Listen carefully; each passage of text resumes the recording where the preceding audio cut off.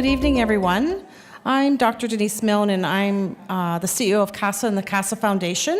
Prior to commencing our program tonight, we're going to have a little event, something that we're so happy to announce. So I'm also the past chair of the Alberta Alliance on Mental Illness and Mental Health, and tonight we're honoring Senator Paula Simons for the 2018 Alberta Alliance Mental Illness and Mental Health Dennis Anderson Media Award. So we have Paula with us tonight. As you know, the Alliance is composed of 17 professional organizations or associations, nonprofit organizations, and individuals dedicated to the issues of common concerns around addictions and mental health. The Alberta Alliance has greatly appreciated the public awareness work of journalists on the impact of mental health and mental illness, addictions, disability, homelessness, and unemployment for individuals and their families. This prestigious award is given to members of the media whose work has served to advance public understanding of mental illness, addictions, and related concerns, positively impacting the negative stereotypes. Senator Simons, in her past role as a journalist, has always addressed the needed services that have been lacking. She's gained public support and understanding of mental health and addictions. She has been a force to be reckoned with in the media and recognized for her importance of educating the public and bringing issues to everyone's attention that often result in have resulted in a huge impact on attitudes and decision-making practices. Her body of work has contributed greatly to a much better understanding of mental health, and we thank Senator Simons for this fabulous work over the many years. So, Senator Simons, would you like to come up to the stage?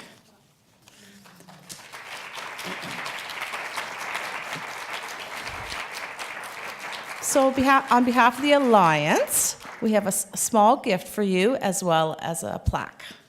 Did you want to say a few words? Very few words. Okay, she's not going to be short of words. People have not come to see me. I want to thank you all very much. This is probably the last journalism award I will ever win. And so it's very special to me. And it's very special in the sense that it's named after Dennis Anderson, who, as a member of the legislature in Alberta, and afterwards, after he retired from politics, has done so much to address the stigma of mental illness and to use his political position to advocate for mental health. And I hope to follow in his footsteps now that I've suddenly found myself through the looking glass and a politician of kinds myself. So I want to thank you all very much for this recognition, which means a great deal to me, not only because of its namesake, but because, as I say, it's sort of the capstone of a 30-year career in journalism, and I'm very grateful. Thank you.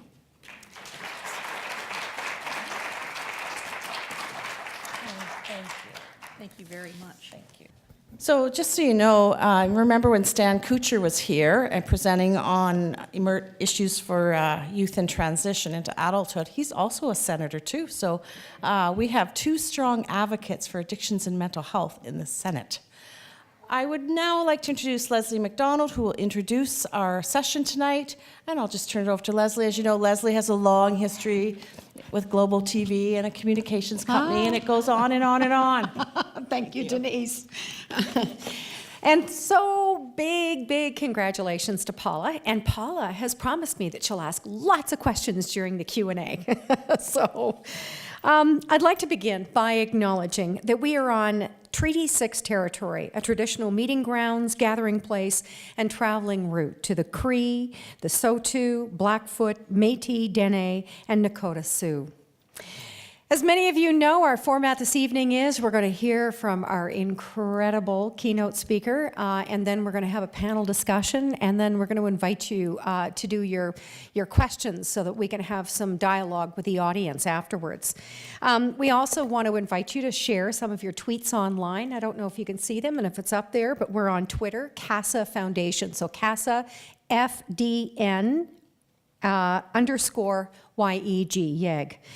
And finally, it would be so appreciated, and I don't see any of you with phones out, but if you do, if you would turn the volume down when we're in the middle of our discussion, that would be appreciated.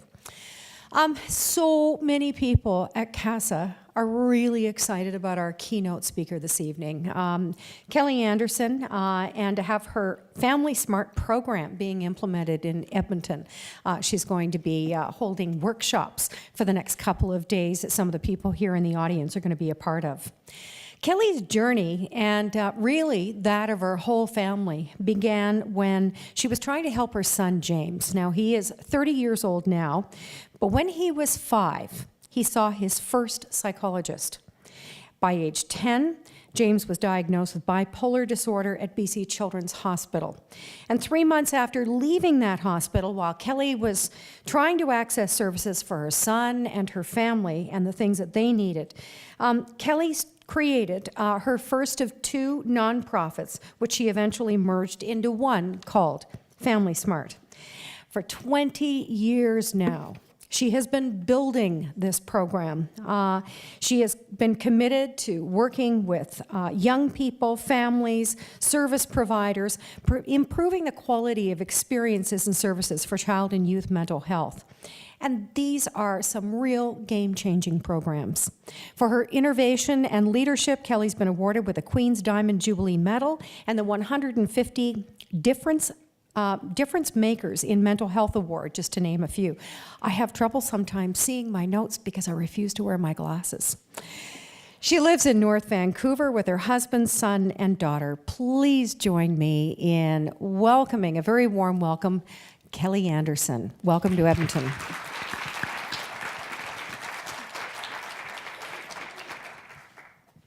Thank you for that lovely and warm welcome. I think my mic's on. Can everyone hear me? Yes. So we are super, super excited to be in Edmonton. As you heard, we've been building this program. It's going to be 20 years next year. But this is the first time we are taking our programs out of British Columbia. So this is not a small milestone for us. This is a really big milestone for us. And I'm hoping that it's not going to take another 19 years to build it strong in Alberta. We're hoping that Alberta is going to benefit from what we've learned in British Columbia for 19 years. But I can't say enough thanks to the CASA leadership and the CASA Family Advisory Committee and the Youth Advisory Committee, because they are the ones that heard about us. They are the ones that asked to hear more about us. And Denise and the leadership at CASA said, if you want to hear about this, we're going to make sure that you can hear about this. And then started raising funds. What I'm going to talk a little bit about in this next 35 minutes is we are not volunteers. And we're going to tell you why we're not volunteers. So I thank you for this chance to talk to you. This is a disclaimer. I had trouble trying to figure out what was it that people would come tonight to hear. And I thought, are people going to want to hear from an expert in family-centered care? I know what we're trying to do is do more around family-centered care at CASA, but I realized my disclaimer is I'm not a professional in family-centered care. I'm not an academic in it. I'm merely, and not merely, I'll take that away, I am a mom. And it's that expertise that I bring to this discussion tonight, and I'm a survivor of practice and care that was not FamilySmart. It was not family-centered. It was unhelpful to my family. But I was also the beneficiary of some amazing practice and amazing care that actually helped my family. So I feel like that's what I'm bringing into this room, and I'm hoping that that's what people are showing up for. So thank you. So you heard that my son name was James, is James. Our journey started at 5. This is a picture of him at 10. This was the year that he was diagnosed with bipolar. I want to start here because this is where my expertise shifted from what I was trained to be as a career and what I was trained, I thought, to be as a parent, and soon learned that neither one of those were going to be relative in my life anymore. So in 1998, when my son first started struggling, I had a great career with a biggest credit union in British Columbia. And I had created my own role in the head office of Van City as a change management specialist for the whole organization. They had 1,500 employees. And when my son got sick and I was having trouble getting to work, and I was having trouble fielding the calls from the school and from the daycare that he had left the building at 9 years old, I was having a hard time keeping my job. And when I went to the HR specialist and said, I think I need some flexibility with working from home, she said, I don't think that's going to work for us. So the very next day, I came in and I gave my notice to leave the job. I had been at that job 14 years. I had trained for that job, and it was a good job. It was good paying. I was in banking. We were making money. So when this happened for my son, I was like, okay, what's going to happen now? So I want to just go to share a short video with you on what became my new job and my new life from 1999. So I want to share these moments, because it's moments like this that I'm going to talk about for the rest of the time. A moment can change everything. It can change things in a good way, and it can change things in a really hard way. It's those moments, though. I have difficulties sometimes even recalling a lot of the incidents. He was 10. The depth of his despair was so deep, he would become really violent. His mood swings were so severe, and we couldn't figure out why. He still wasn't going to school. And so we had a meeting with what was called a distant education teacher, and he said, I think what's going on with your son is school refusal. The mother has over-accommodated, hasn't set boundaries and attachments. The way that people would look at me, it was like, it's your fault. If everybody keeps saying that, it must be me. And he said, we need for your husband to take over getting your son to school. Literally had to carry him in, kicking and screaming, into the classroom. On the third day, James got into the room and he grabbed the desk and he threw it at the principal. And he turned to Dave and said, I hate you. It affected our relationship. James really started to withdraw from me. He would physically run and hide. The principal said, I have never seen two parents try harder with their kid. And the things that we told them they need to be doing, like forcing their son into this building, have been an absolute disaster. And we need to do better than that for this family. It became a moment that my husband and I decided we're going to believe him when he said he couldn't do something. If a kid was sick with anything else, we don't even know what this is, but wouldn't we be seeing someone in a hospital? It was decided that we need to take him to emergency. We got there at 2 o'clock in the afternoon. Sat there till about 7 o'clock at night. I finally said to my husband, I'm going to go and find out where all the psychiatrists are. I walked around the hospital and looked for the signs that said psychiatry. And this woman popped her head out of the door and said, excuse me, can I help you? I really want to go down and meet these people. She goes, why don't I walk with you? Tell me a little bit about what brought you here today. He was a very good-looking little boy, but I remember there was sort of a darkness in his eyes, and there was like a desperate fear. And once I saw it, I couldn't unsee it. There was just something qualitatively different about him. Second moment. Everything changed for us in that moment. You could tell the way she looked at us, that she saw us, who we really are. You are taught to maintain your boundaries, but I think that it's important to know when to go the extra mile. Keli Anderson says support services in their community for kids like James are limited. The outpatient services and the resources are just not sufficient. How can you not have a mental health plan for children?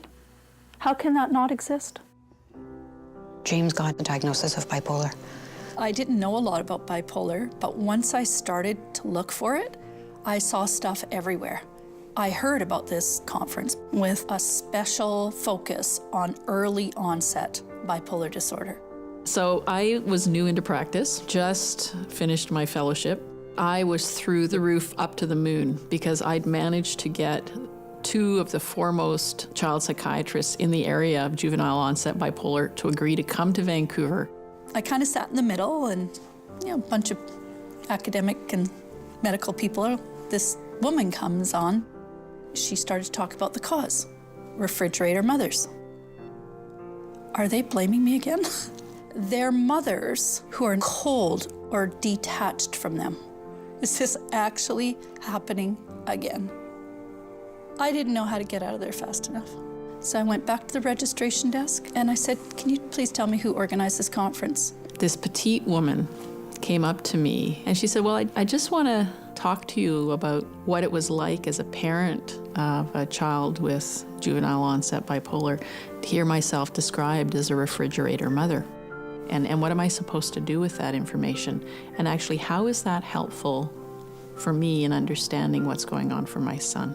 I said, I really need to go. I'm holding it together, but I really need to go. And I left. You get that self-doubt back. I need something good to happen again. My goal was just to connect with families who I knew were out there, whose kids were really struggling with mental health, and say, are you getting help or not? Because I'm not, and why aren't we talking about it? So the FORCE was Families Organized for Recognition and Care Equality. We were the force. We actually got the first mental health plan for kids in British Columbia. Because we were getting higher profile, we were asked to come to places to talk. I invited Keli to present Grand Rounds. This was the first time we'd had somebody that wasn't a physician or a psychologist. I got up and introduced her, and I was telling the story about how we'd met. And I look up at her and I go, oh my God, it's her. I honestly had not remembered her, which of course I wouldn't have. I was so upset. You know, you talk about a moment, and I'm so grateful that it happened at the onset of my career, because it profoundly changed me. We don't think about how we talk and the words we use. I can't imagine being described as a refrigerator mother.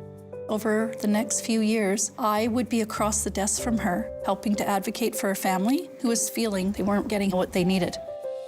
She was holding the system to account in the most positive way. She was really a system disruptor. We had a meeting at Children's Hospital. I went by Jana's office and she said, hey, Keli, what's going on? Anything new? I said, actually, you know what? I've got this idea for a National Institute of Families for Child and Youth Mental Health. Yeah, that's a great idea. Let's do it together. And that was the birth of the Institute of Families. So FamilySmart is about seeing one another as assets. I mean, it's about relationships. One of the roles of the Institute is to develop vehicles and training to help families and youth with systems providers how to work together. That's what FamilySmart is. I think it's actually been a really empowering experience because I was really afraid that people would judge me, and I was afraid that people would deem me as incompetent or unable, but I've actually found the exact opposite. To be seen as like having expertise just speaks paramount to my experiences. Nobody else can say, hey, this is what it was like to be in that hospital. Oh, you work there? I lived there. As a young person who was in foster care, I didn't really have that consistent support in my life. FamilySmart is about caring, connected relationships and working well together. For me, like it could have been life and death. Having that person there to encourage me to seek help, had that caring, connected relationship not been there, I don't know where I would have been today. We think the small things, the soft things don't matter, but the soft things actually make the hard work possible. You know, those moments I had where someone cared about me, all of those are the only thing that held us together as a family. Did it mean that there was a different solution, that they got the medication right, that there weren't still a 6-month wait list? No, but it's like, hey, you saw me. That helped me to trust you. Then even when things are hard and long and complicated, that means that we can work together. We need to be able to work together. That's a very different experience and a much more powerful experience for both sides. And that's what the Institute's work is now. Caring gives you courage. Caring gives you hope. Those are the things that matter the most to families, and they changed our life.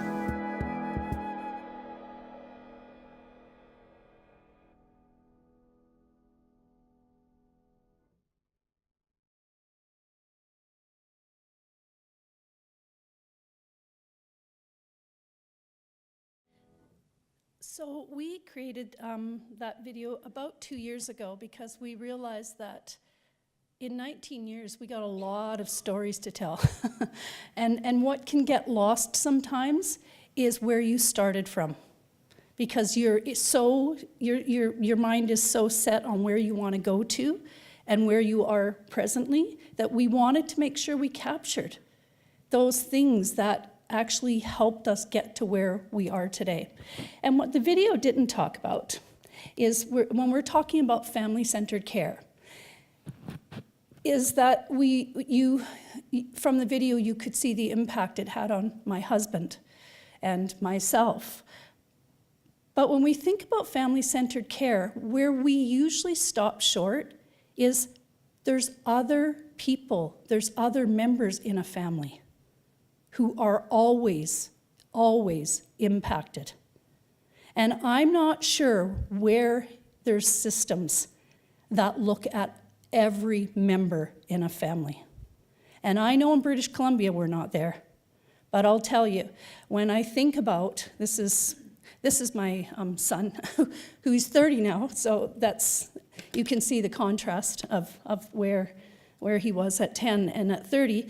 But the things that my daughter experienced, when you're at a hospital for 7 weeks and visiting hours are 4 to 6, and we lived an hour and a half away from the hospital, it means we never saw her. We sent her to school in the morning. We never saw her when she got home from school. We didn't see her at bedtime. That was 7 weeks out of her life at age 7. So, and just living with a child that had bipolar the way he had it, where there was so much aggression, it was hard for her to be in our house. So over the years, we've had to really come to grips with, there was things she needed her whole life. Our whole family needed that. So when we look at family-centered care, we really want to say, have we covered every family member? Because we don't. It's bad, it's hard enough for the system to even manage just the kids, but we are leaving behind woundedness. So it's a place we haven't got to yet, but boy, do we want to go there. And we know we can go there. So I wanted to bring that up because I normally don't talk about my daughter, but when I'm thinking about family, it feels like we do need to talk about who else in the family. So when I was thinking about when I came out of BC Children's Hospital after those 7 weeks, and my experience wasn't good, and I wasn't sure what to do with that experience, so I had to sit and think about what I wanted for my son, and I had to ask my husband, what do we want for our son? And what does our family need for our son? And so we kind of sat down and we made this list. These are the things. Because what was offered to us was that they were going to take my daughter and put her in care. Because my son's problems were so significant. Now, if that was the only thing they could offer me, which was to take away my daughter, that was the impetus for me creating the force. Because no one was going to come and take my daughter away. And it really had my husband and I feel like, is this happening to other families? It's got to be. We can't be the first. So you can take really hard stuff, and you can either have it break you, or you take hard stuff and you go, okay, what are we going to do? And for me, I always go to outcomes. My staff know this.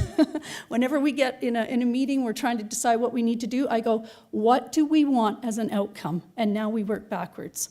This is what my family did. We sat and we thought, these are the things. How come nobody sees my husband and I as an asset? How come there's so much shaming of me as a mother? How come that people cannot see the impact of my son on our whole family? And it doesn't mean we want the rest, we don't want our other kid removed. To be part of a care team, what you're going to hear about our programs is, we're not just talking about moving the yardstick this much around family engagement, we're talking about really moving it. And it's not just about informing us more or asking us to be involved more. It's bigger than that, and I'm hoping I'm going to get to that in a few minutes. And the other thing was to feel that safety and confidence that my family wouldn't have to be broken apart to help my son. And here's the biggest thing. When I was talking in there about caring gives you courage and it gives you hope, hope is a big deal. And that is the thing that I think what we do for families the most is that place where you go, oh my gosh, other people have already given up hope for him. What the heck is going to happen if we do? So when people think, oh my gosh, how do you start this? Well, it started with one mom. So that one mom was me. And when I went on global TV, there was another mother who saw me. And she called the radio station, the TV station, and said, can I have that woman's contact information? And I had agreed to let my information be shared. She contacted me. Her son had taken his life at 16. But her son's symptoms and her son's life and their life together at 10 was my son's. And her son's name was Keli. So when she met me, she went, oh my gosh, you and I, we got to do something together. So we did. So it was, hi, I'm a mom. And that's where it starts. That's where all great things start. So when we think we can't create something because I'm one person, I say that's not true. We can do it. And what we did is we kept on wanting to talk to more people. That connection was so important to building what we built. And that's what we want to do here in Edmonton and what we want to do at CASA. Make the connections before we decide we're going to tell you what you should be doing. Because we have no desire to tell you what to do. We want to help figure out what we should be doing here at CASA. So it's been 19 years. So we grew from me and that one other mom. We now have 40 people working for us, all people with lived experience. And by the end of March, we're going to have 42 people working for us because 2 are going to be working at CASA. Yeah. So we will see a couple of more faces in the crowd next time. And super excited about it. Oh my gosh, how many people go for a job interview and you're encouraged to talk about your lived experience, that you're encouraged to say, that's an asset for us. We love that about you. How many places do you get to go and have that happen to you? I'm so proud of our work. So this is who we are. And what I'm getting to around here is that we don't just come alongside young people and families, we come alongside service providers. And you know why we do? Because I know that if we want to influence, if we want to change systems, if we want to change people's practice, people don't like things done to them. And that includes service providers. So I learned along the way, just like when I met that psychiatrist, if I was going to influence Children's Hospital, I had to go and make friends with the president of that hospital, and that's what I did. I said to her, I'm going on global TV, and I'm not going to say what happened to me in this hospital. What I'm going to say instead is, I want to help our systems be better. And it was an invitation and an offer, and that is how we advocate. And I have been challenged on it by families who think I need to be harder on the system. And I push back and go, I think we're doing pretty good. Because people might change for a short time when you put them under fire, but the minute you're not looking, they slip back. That's been my experience. I think that we have a way of advocating where we come alongside people and we bring them together. And that's why we are together-centered. That's where our term came from. Because we know it's not about, I've got a slide here, I'm going to show this next one. There's a pendulum in life, right? So when one group is the marginalized group and we feel like they need to have a voice, the pendulum swings way out here, and now they become the one up on a spotlight, but it leaves behind everybody else. What we're saying is, we can be together, and we can make the change. And we can still have families get what they need, have youth get what they need, and have service providers get what they need. I don't think anyone goes into this field wanting to blame, shame, or give bad experiences to young people and families. I think people seek this work out because it's meaningful to them. And so we want to say, you're also families. If there's 1 in 5 kids, that means there's 1 in 5 families. Look in any profession. 1 in 5 in every place that's working has a kid who's struggling. So why are we not seeing what we have in common instead of saying, I must be different because I'm a parent and you're different because you're a service provider? We have the ability to have our commonness and our humanity around that make the change. That's why we're together-centered. So this is a bit of a map. We just did our website on Monday. We redid it. I hope you'll go on to it because we really feel like we've been able to make it explain better who we are and what we do. So this just gives a little bit about when I was on the video and I said, why doesn't British Columbia have a child and youth mental health plan? When I said that back in 1999, this country did not have a child and youth mental health plan. I did not know that when I said that on Global TV. Because of our advocacy and coming alongside government and saying, please let us help you get a plan for this province, that's why we became the first province in this country to get a child and youth mental health plan. It tells you what families can do. It tells you what systems can do. And we did it together in British Columbia. May 7th is another good example of what you can do without permission, I might add.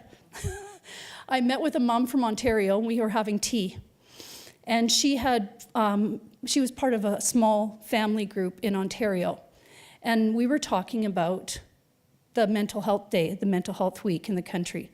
And I said to her, why don't we have a day that's just for child and youth mental health? And she said, oh, yeah, I hadn't thought about that.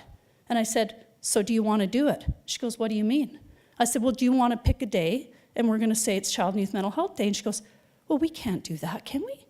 And I said, well, let's just do it and see if anyone says no. So we literally, over coffee, got and that was for, you'll know my generation, I'm in my 50s.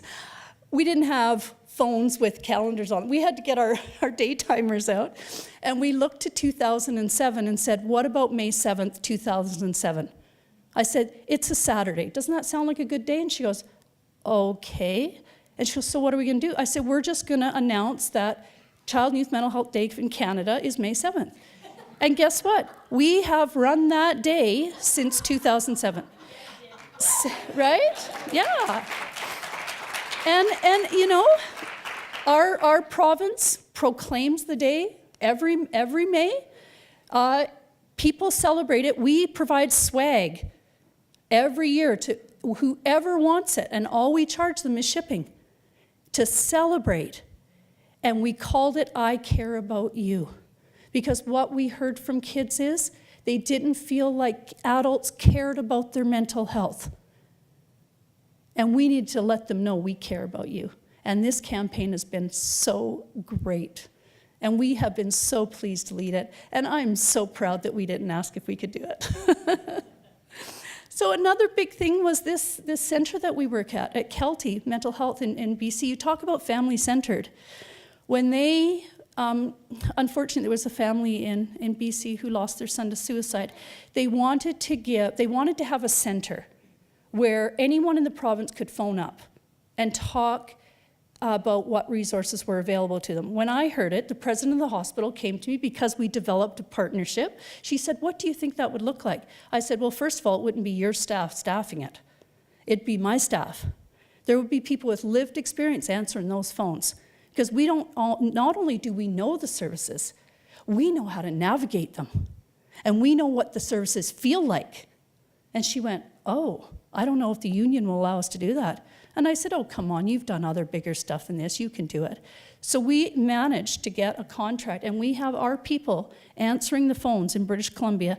Any person in British Columbia can phone and talk to our parents and our youth and residents at the Kelty Centre. And we had Brent's with us. Some of you will meet Brent tomorrow when we do our training, but he was our first youth and residents that worked at the Kelty. And now we're so happy he came back to work for us again. But it's just been, creating stuff that no one's done. And it's just because we said, why can't, if you can tell me why we can't do it, then I'll walk away.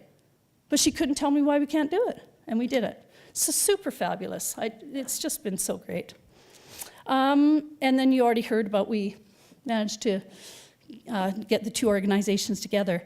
I wanted to talk about the funding from government. Now, I don't know how many of you work in nonprofits or know about nonprofits, but when I first heard that about a nonprofit, and that mom said to me, I think we should start a nonprofit, I said, what is a nonprofit? Because I came from banking. I said, do they not have any money? Like, do they do the work with no money? I was clueless. And she said, well, yeah, they're nonprofits. And I went, well, okay, I'll do the paperwork and we'll start one. But I had no idea how hard it is to work in the nonprofit sector and how hard it is to get money and how much more you're expected to do for that money. It's been something. But I'll tell you, we have been getting government money since 2004 because the system has not felt threatened by us. I said, I'm not going to take your money and tell you all the things you're doing wrong. I'm going to take your money and I'm going to help you find out from families and young people how you can do it better. And you're going to be able to call it quality assurance. And they went, oh, okay, that's how we get our money. So, of course, the big news here today is that we're expanding to CASA. And really, oh my gosh, I have to give credit to Denise and to our two board members. I think we've got at least Karen, one of our board members here tonight, who happen to live here in Edmonton. And we know they played a big part in saying, geez, you know, we're on the board of this great nonprofit. Why aren't they at CASA? So I'm really grateful to be here and yeah, see what happens. So I asked Denise whether she thought people would want to know about our programs. So I'm just going to talk briefly about our 3 programs and why I'm talking about them in the context of family-centered care. So our PIR program is our main program. That's where all of our parents and youth with lived experience are employed either on-site or in community. And what they do, their main role is to come alongside other people with lived experience to say, I am you. I know you because I am you. I know what you're going through because I've been there. It's like the difference between being someone who cares about cancer and then somebody who's lived with cancer. What we feel is that we don't just care about child and youth mental health. Those are our kids. Those are us. And it's different. And we feel who better to walk alongside people who are experiencing that than people who've already done it. And with mental health, you're never actually out of it. My son's 30. He's doing great. But that doesn't mean he doesn't still have some really hard days. And he will his whole life probably. But who better to come alongside me than another family who's been there? I don't know what I would have done if I went on global TV and that mom, whose son's name was Kelly, hadn't come next to me. Because boy, oh boy, it was really lonely. And I hear that from families. The isolation is crippling. So that's what our PIRs do. If you're a young person or a parent with lived experience and that's who we employ, and if you're one and you want to talk to somebody who's walked this, you phone us. We're not clinicians. We're really clear on what we do and don't do. This is the kinds of places we work. So A, we don't keep files on people. We don't carry caseloads. We go wherever families need us to be, whether it's a coffee shop, whether it's a school. At CASA, we don't even know yet where we're going to be situated because we're going to figure it out. You know, people sometimes get afraid when they don't know all the answers. I don't care about the answers. I care about the questions. We need to ask more and assume less. It gets us so much further, and that's what we're going to do with CASA. So these are all the places we work. We connect with about 10,000 families every year in BC. It's going to be very interesting to see how many we connect with. And if this news spreads outside Edmonton, are we going to start getting calls from Calgary? And you know what I mean? We don't know how this is going to go yet. And I don't know if this province has a Kelty line like we do. Like, is there a provincial line? Kind of. They may go there, but we often find, though, is people find a difference between what we do and other people that just answer phones, because we don't just answer phones. Oh my, so exciting about this crisis unit, the Child and Adolescent Psychiatric Stabilization Unit. It is what is it, Christy, 3 to 7 day stay. And these are like crises that happen in Surrey Memorial Hospital. Surrey is our biggest community in BC, and we have 4 of our staff working in the crisis unit. It's never been done. And boy, are we learning something there. It is, when you talk about family-centered or youth-centered or together-centered practice, they are part of the team. They're not just there to go and have tea with the parents or play a game of cards with the youth. They're part of the care team. That's what we're talking about with family-centered care. It's a lot bigger. And then our part-time people. So all of our PIs are part-time. Do we want them to be full-time? Oh, hell yeah. Do we need them to be part-time? Oh, yeah. There isn't enough money. There's never going to be enough money for child and youth mental health care. But you know what? It doesn't mean that we can't keep trying to get more and do more. That's what we're trying to do. I think it's important for you to know what we do. This is peer support. And our peer support is quite similar to other people who provide peer support, because there's a lot of peer support emerging. That's what we're finding. I'm going to explain in a little while the difference between our peer support, because it is different. And system navigation. I spoke about that a little bit, just that whole piece of, oh my goodness, don't just give me a resource. Tell me which resource first, what can I expect there, all the things I need to know about resources. Navigation is super important. And then education and resources. One of the things that we do is we host monthly sessions where we bring families together, and we bring in a topic speaker. And then we have the families share, and we have a discussion about it. But we also offer them all virtually. So if you go on our website, you'll see like we have 40 different, they're called In the Knows. And we're looking at how we're going to also bring that to CASA.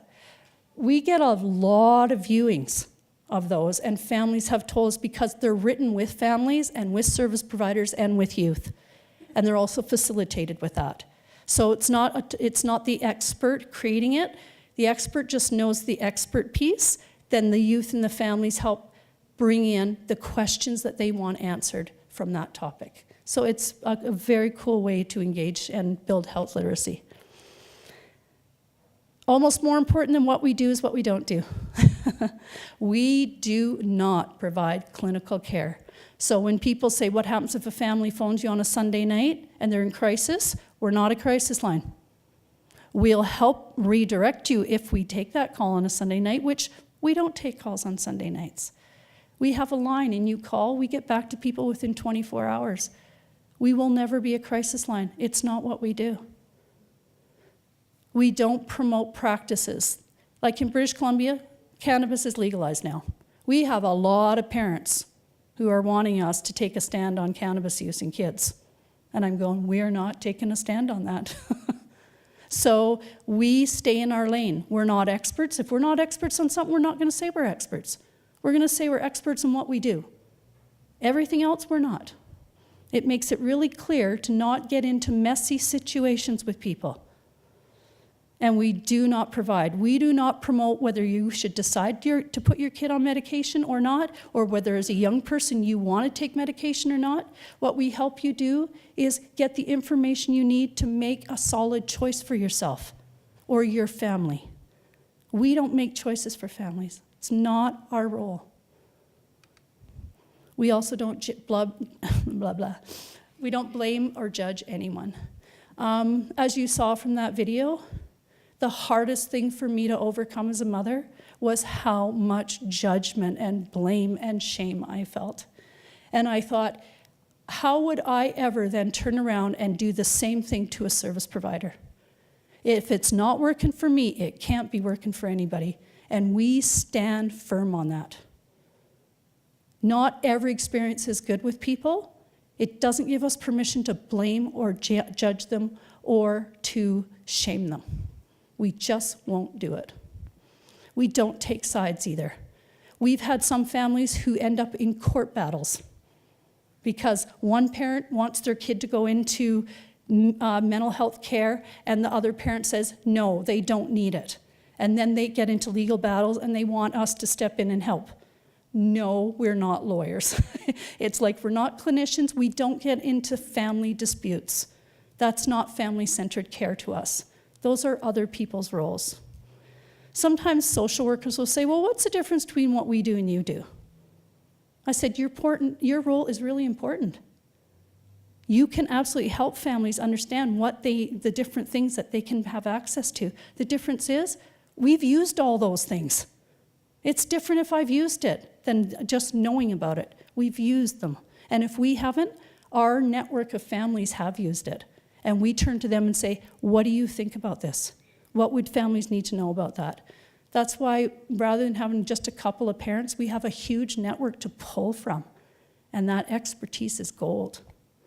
And we do not speak for youth or families. I never say I represent all families. I can only represent my own. But boy, do we ever try to have families have a voice so that they can represent themselves. We like to brag a little bit about ourselves. So this is what some people are saying about our programs. And I think it really does speak to a lot of the feedback we've had. For those of you that like evaluation, we had an external evaluator do an evaluation of our program in 2017. It's on our website. It's like 90 pages long. They spoke to service providers, they spoke to youth, they spoke to families, wanting to know how did people experience us, what changed for them. So these are just some of the quotes that came out of that report. There's lots more. But I especially like this one because it speaks to, we aren't taking jobs from people and we're not doing the jobs that other people are doing. We're coming alongside to offer us a service and an offering to people that is simply complementing what others are doing. Because we have had some pushback in some big systems that say, are these people going to take our jobs? We already do great work with families. Why do we need them? And we're going, we're not taking your job. We don't want your job. We like our job. We're simply adding, it's complementary. When would we ever say we have enough happening for kids and families? I mean, come on, there's enough tragedy for us all to share. It's crazy to think that we have to get protective around, they're going to take our jobs. We don't want it. There's lots of room in the tent for everyone. So, our other program is our FamilySmart practice program. This is where we come along service providers and we try to influence their practice. We also offer, some of you are going to be part of our training tomorrow. This is our this is our framework for our training. And it's, a lot of you might look at this and go, this is simple stuff. What do you mean caring, connected relationships? That's soft stuff. Or, oh, be kind. Yeah, that be kind stuff. What difference does that make? I'll tell you what. There's not a family I've spoken to and not a service provider or youth who hasn't said that all of those simple and soft things like Christy talked about, they keep you in the game and they allow you to get up the next morning. We should not be short-selling the importance of these to child and youth mental health. These are the three that we get a lot of feedback on. You would think that assuming good intentions would be just something we all do. Oh, no, we don't. Every day, whenever I leave somewhere, and I even do it with my kids and my husband. You can easily shift into where you're not assuming good intentions about people. It's so different when you start to do it intentionally and what happens for people. So that's a big part of our training. I am sharing this because, oh my gosh, we're going to hope to practice this and bring this to CASA. It's a new software called Thought Exchange. You've got to look at it after tonight.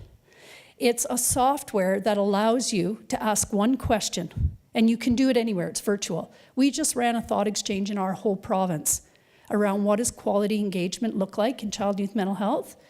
We had, I think, how many responses? 4,000 thoughts were shared from 269 people. And we ran one of these at our Knowledge Exchange event last May. Oh my gosh, this software is really something for getting feedback that is straight from your mouth.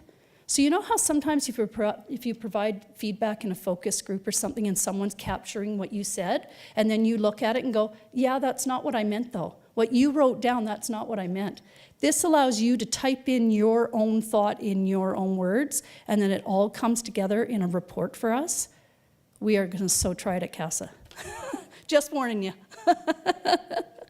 It's a very cool way to actually really get. And so what you do is you share, and then you star other thoughts that you like, and then you discover what other people are saying. And we always do it with mixed. We do it with service providers, youth, and families all at the same time. And it is amazing to see how similar some of the answers are and how vastly different the answers are, depending on your perspective. It's very cool software. Yeah, look at this one. We had that many ratings. It was huge. And it just shows you, these are some of, I don't know if you can read, but look at it helps you theme the thoughts. So what people were really sharing with us was the importance of relationships and the importance of support and the importance of information and environment. I just had to share it because this is what the reports look like when we get them. Imagine this helping us really get to understand what family-centered care looks like and sounds like. It's so concrete and tangible. That's what we want, is tangible. I described our In the Knows. Those are our monthly sessions that are facilitated. I'm not going to go over that, but I encourage you please to go and watch the videos. Our May 7th, I think I already bragged about how we started that. And we obviously thank CASA because Denise didn't take just one of our programs. She just said, yeah, we'd like them all. So it's very cool though, because you know, it's a risk. It's a risk to take something from another province that you don't know about. And it's really gonna force people to come together and work on this together in ways that they probably have never done before. And there'll be some rough patches, believe me. But we can stick with it because we know that we've seen from British Columbia the results. So I want to share some of the tangible things of examples of how we get to the nitty-gritty from people about what family-centered care actually looks like and sounds like. And these are what people share to us. How simple is that?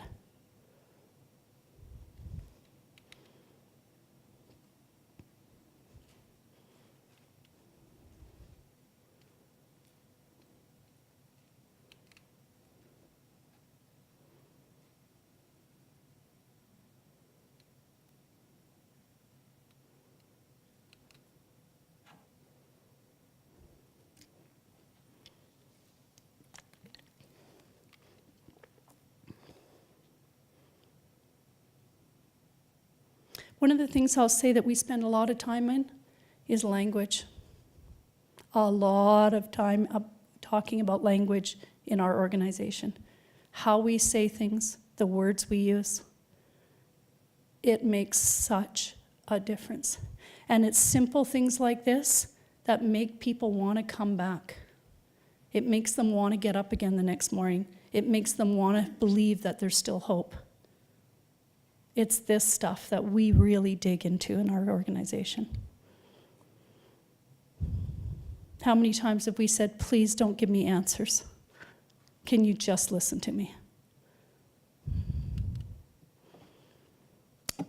So this is basically what we feel about things. If we can come together and be centered around no judgment, no blaming, no shaming, we can enhance the mental health of children, youth, and families. To me, I don't think that's a lot to ask people. And Brene Brown has a great little video clip about judgment. She goes, how can we all like it so much?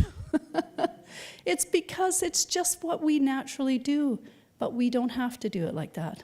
And that's what our organization tries to emphasize. These are our funders. So imagine going back to that one mom with no money.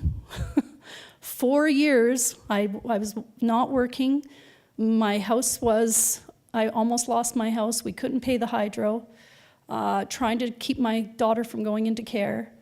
And we built from one mom to the next mom to the next, and we built from no money to these amount of funders. I know this can be done. And we want to thank you. Thank you.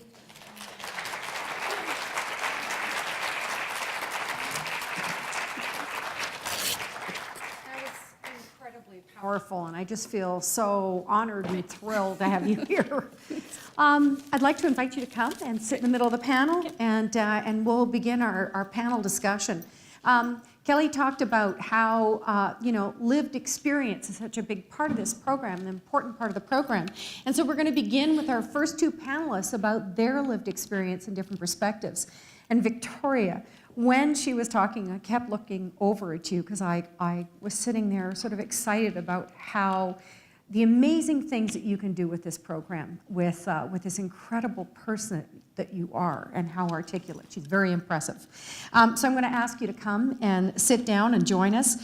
Victoria is a first-year student at the University of Alberta. She also works part-time. And when she's not studying and not working, she is working as an advocate for mental health. She has extensive lived experience with mental illness and navigating Edmonton's mental health systems. That experience is now her motivation for reducing stigma and shedding light on the youth mental health perspective. Victoria's advocacy is done primarily with the CASA Youth Council, which she co-chairs with the community. She co-chairs the Community Outreach Subcommittee. And she says it's very healing doing this work and sharing her lived experience with others. And I'm just, as I said, I'm so thrilled to have you here. Thank you. And so we've been talking about lived experience, and so I want to get an idea, because some of your lived experience was really traumatic. Can you give us an idea of how young were you when it started? My mental health onset, there's this common misconception, that it starts around adulthood. I remember feeling mental health symptoms starting with unhealthy mental health coping mechanisms as early as about 7 or 8. My onset of mental health in crises really kind of started going downhill when I was about 13, 14. That led to trips to emergency rooms, crises, hospitals, navigating mental health systems with a family who has done nothing but cared and loved for me, but we had no idea how to go about getting help. And I'm so grateful hearing everything that you're saying about FamilySmart, and it makes me admittedly so envious, because I wish that there had been a program like that when I was a youth in crises, and it makes me so happy to hear that stuff like this is coming to CASA, because it's so important, and I wish from the bottom of my heart that I had the opportunity to have experiences like that when I was going through mental health systems, because it would have been life-changing. But with all that said, I went through what I went through, and you can break down from it or you can build from it. And that is what motivates me to advocate now and to make change within my community, because I am tired of youth not having a voice. So that's where I sit today. Yeah, you have a strong voice. Thank you.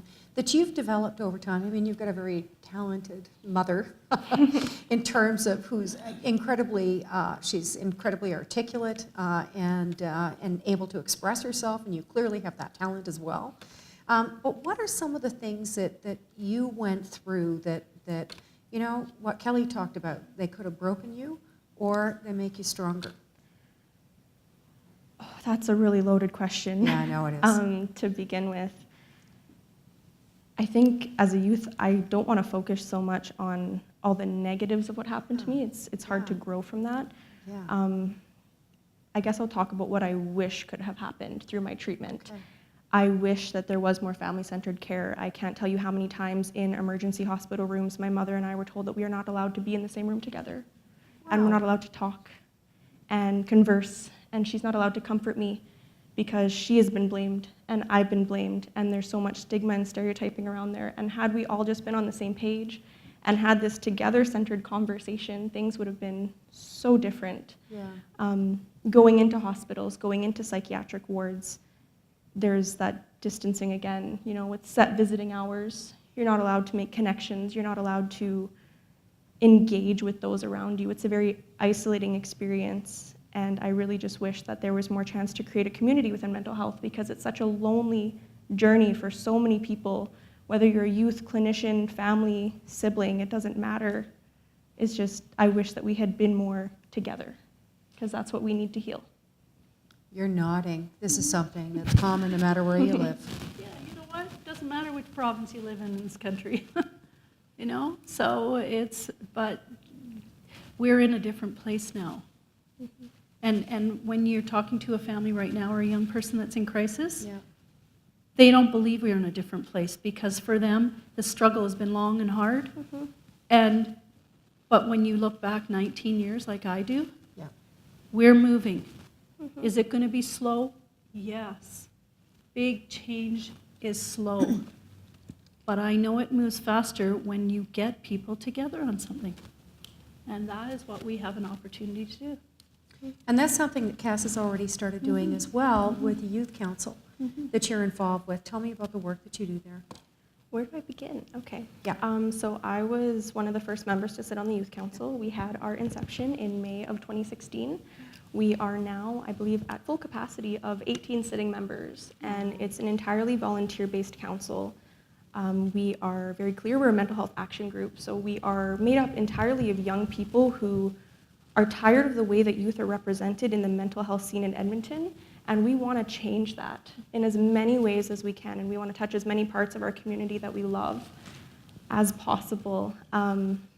We've done some amazing projects. One of our biggest ones, we actually have a publication of a youth mental health magazine, and it's called Unseen. We are publishing our 3rd issue here really soon. It's actually online on the CASA website, so I'm going to hype us up a little bit. Please go check it out, because we work really hard. It's really good. It is. I'm going to be honest. It's entirely written, edited, the pictures, the poems, the artwork, the editorials, the scientific articles, it's all by youth. It's all edited by youth in our community. It's published by our community. We work really hard on it, and that was one of our first projects that we undertook to implement that change within our community. Since then, we've done presentations at CMHA conferences. Right now, we are getting in pretty heavily with Edmonton Public School Boards, which is very exciting. We're going to be presenting to the COM classes for grade 10, implementing some new mental health education to make sure that that stigma awareness and mental health education is being implemented as early as high school, hopefully younger in the future, because you can never start too young. Yeah, we have a lot of stuff going on. Yeah, impressive.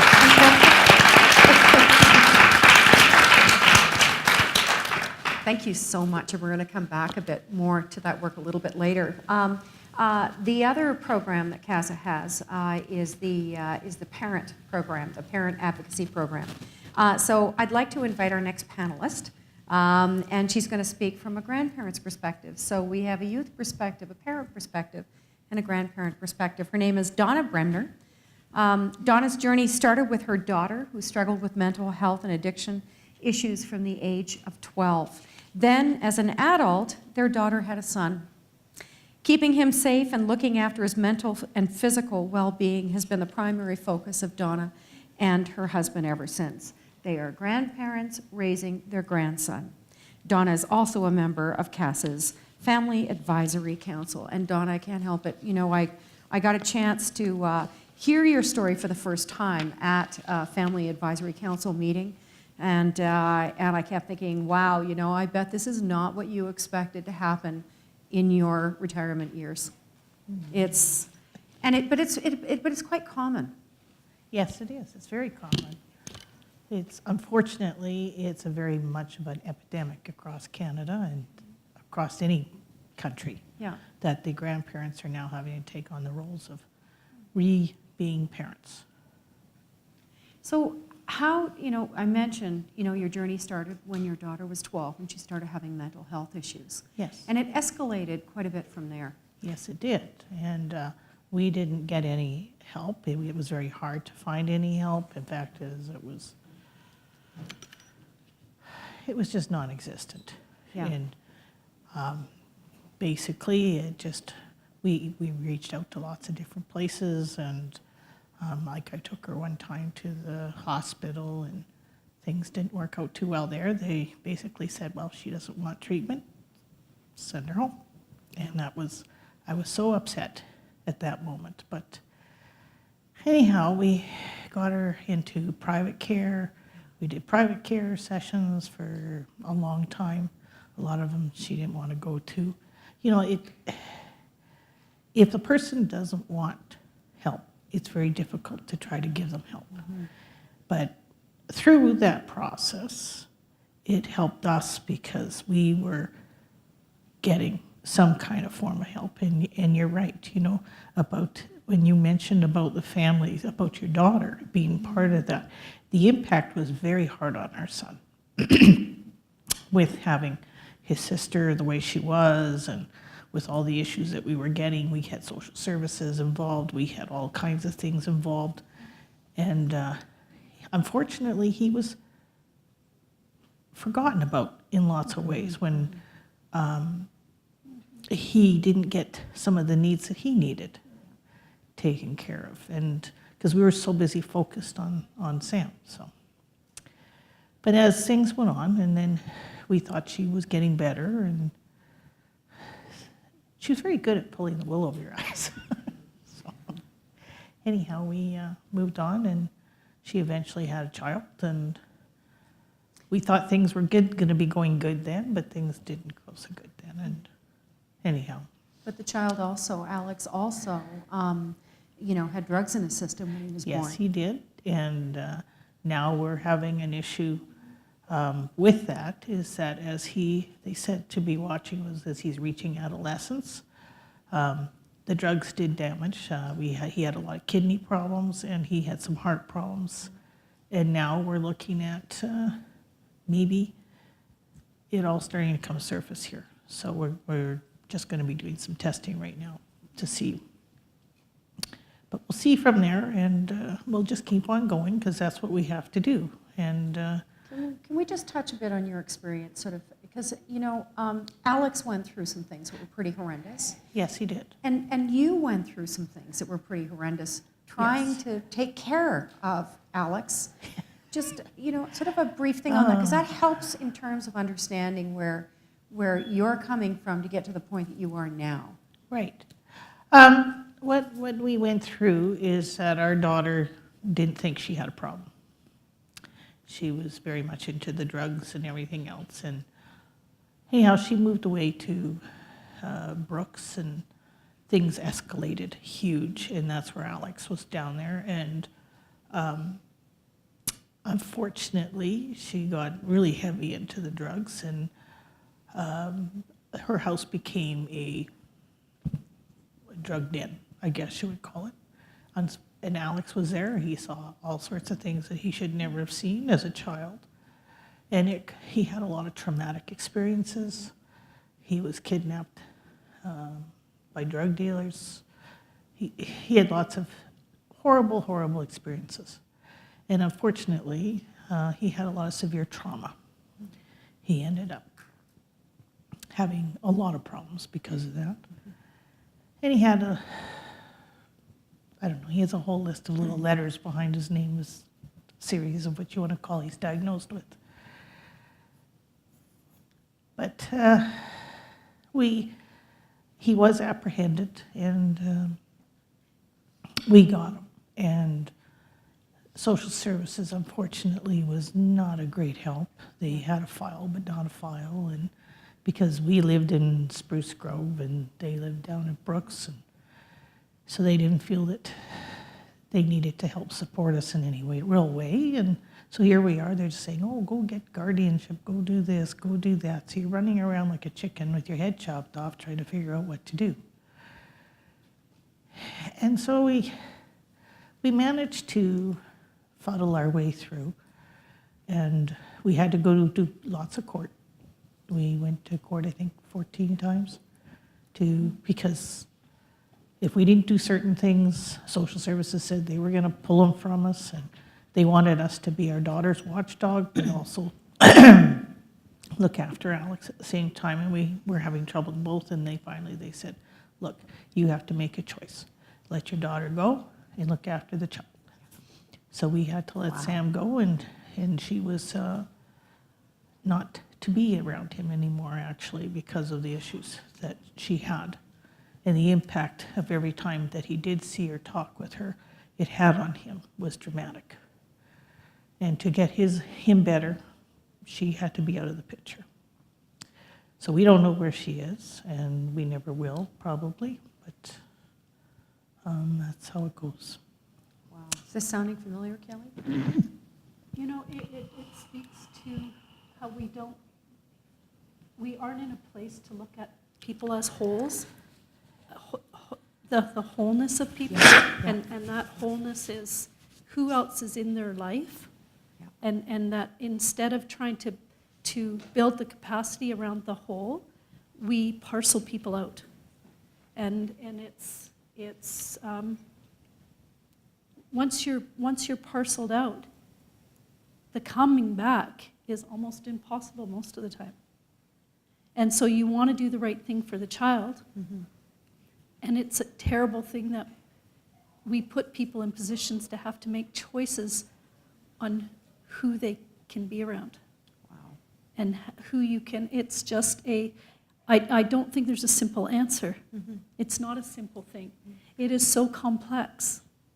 And it's going to take some real brain thrust and people really thinking outside the box on how do we wrap ourselves around families and how do we do it sooner.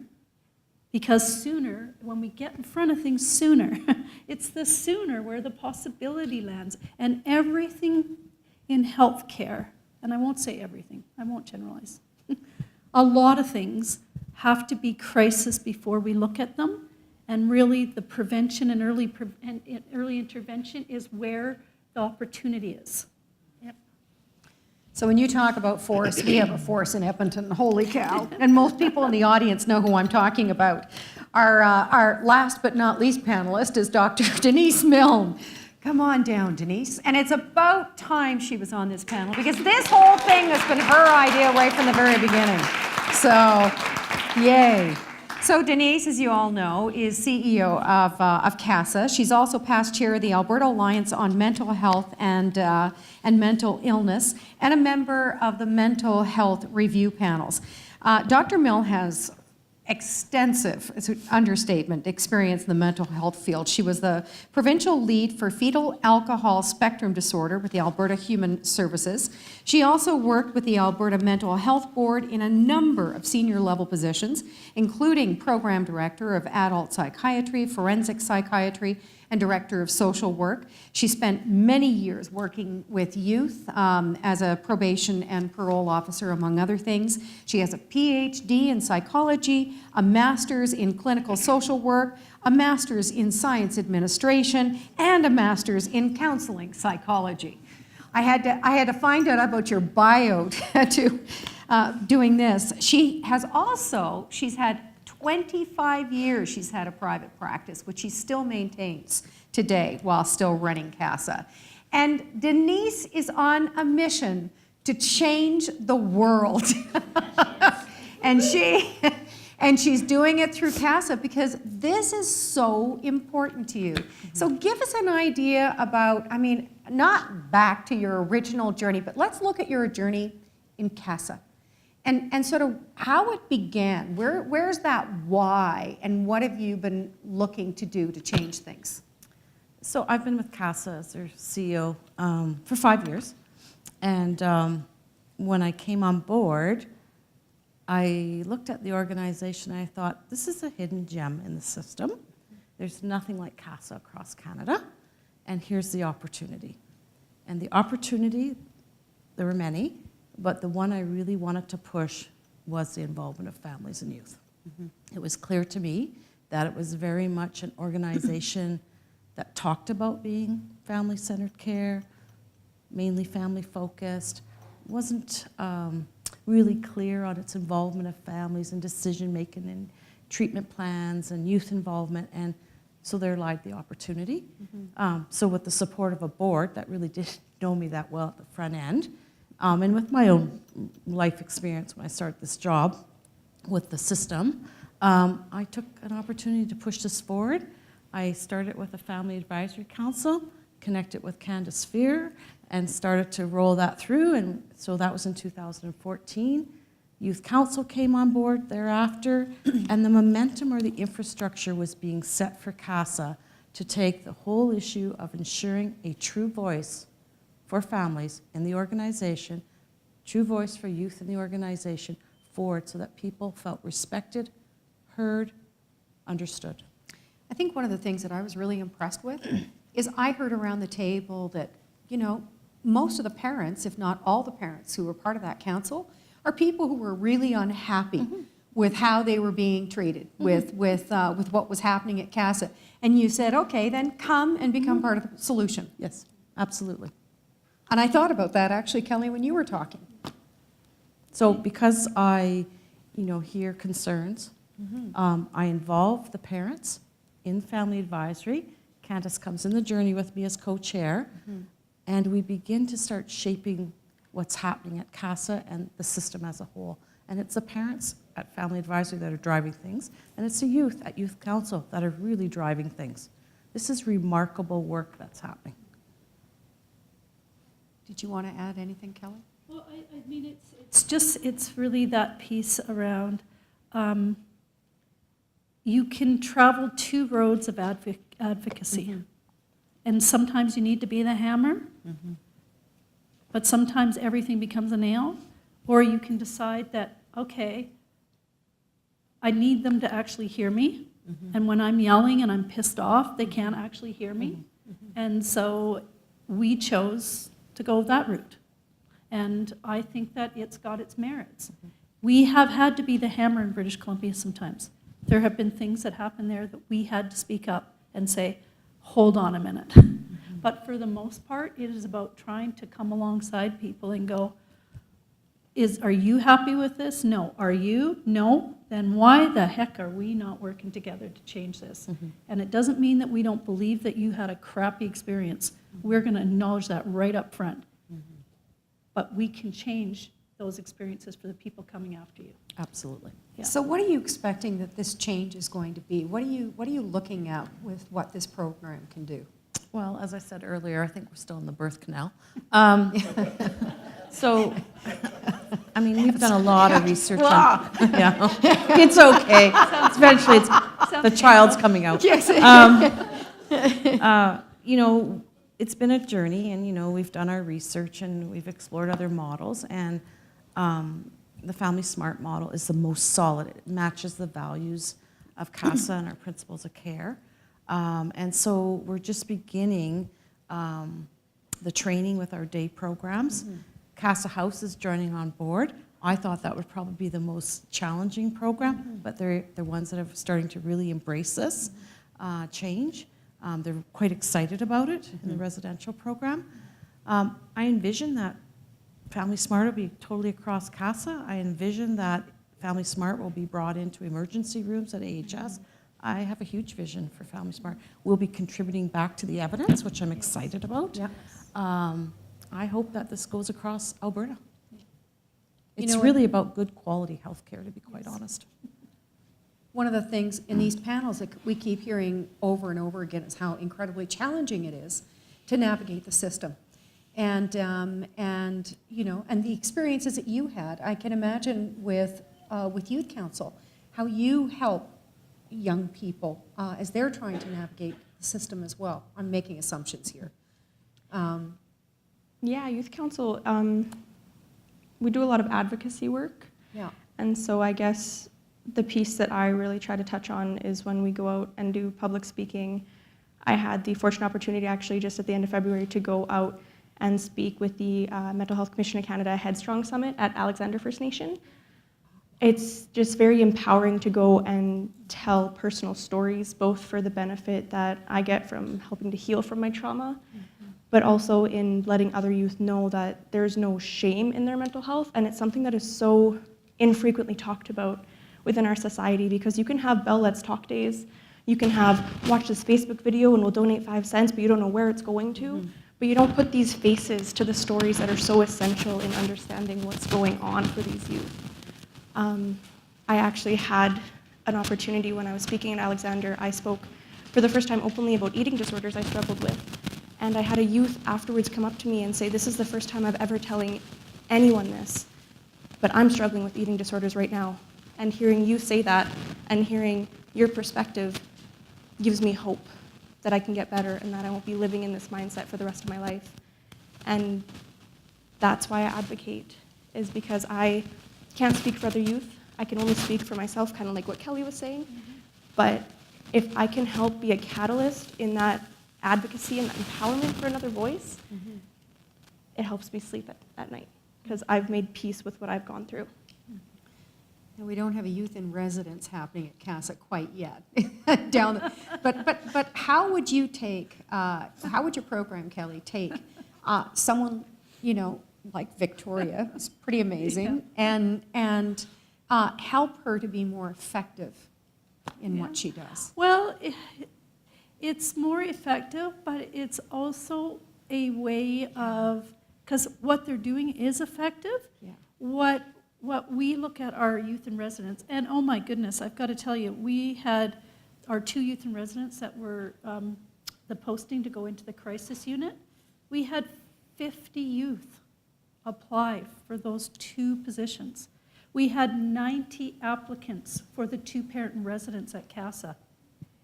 These roles are being sought out by a lot of people. It's telling. And so when we think about what our youth in residence do, oh my goodness, what they can bring as a perspective, and what we hope that we bring to our youth is that not all adults are crappy. Not all parents are crappy. Why do we get all the blame? We want for young people, as the next generation of families, we want you to be everything that we weren't for you. We all are on a journey of learning. So what I did as a parent, am I happy with everything? No, but when I'm talking to young people and I'm talking to my own young people, I say, what would you do differently?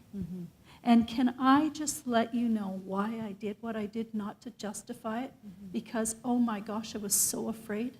I was so afraid for you, and I was so afraid for us as a family.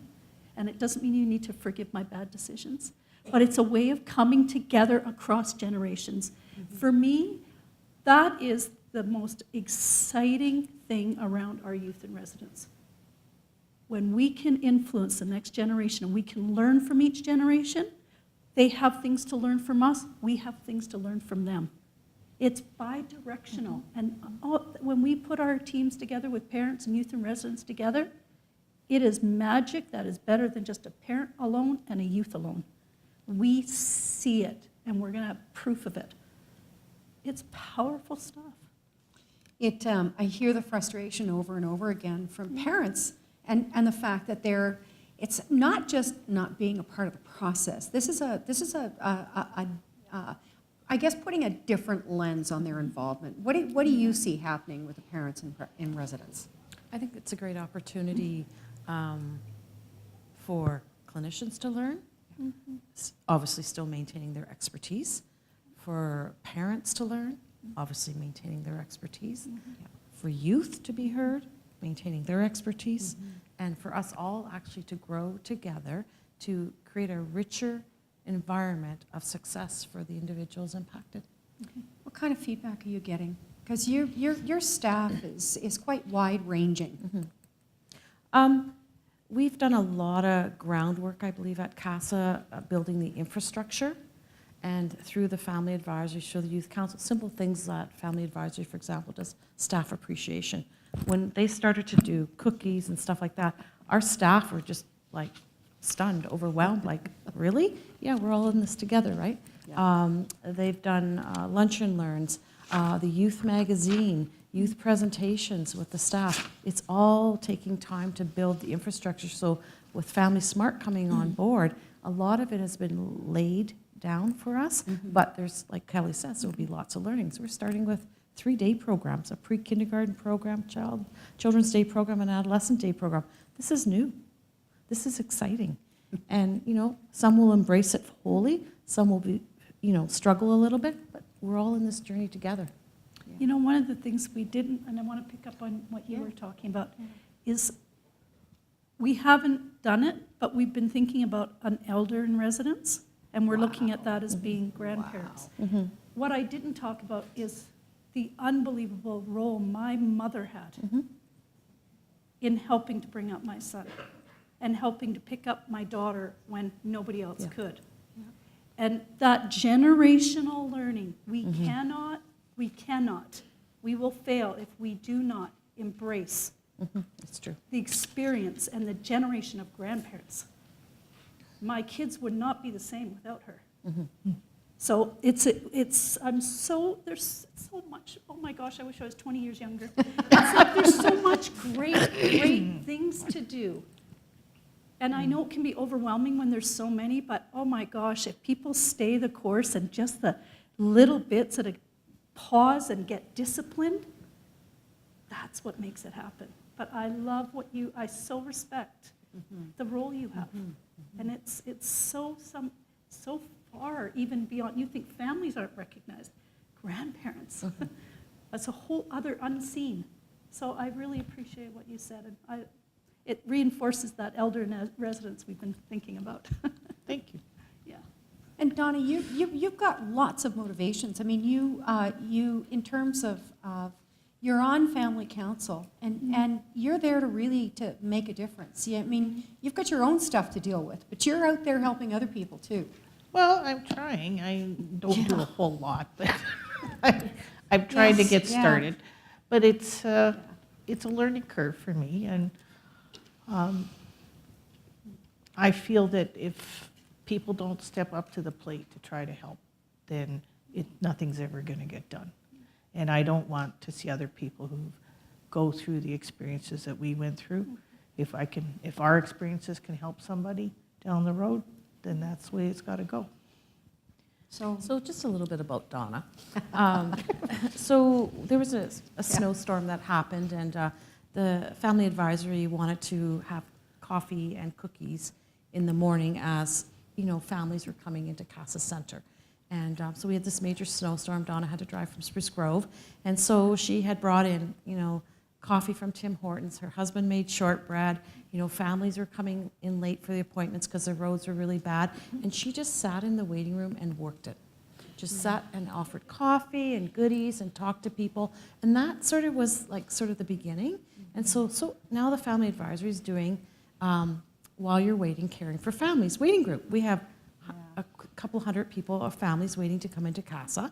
And so they're doing these waiting groups. And it's family advisory with the support of 2 staff from CASA running these groups every week.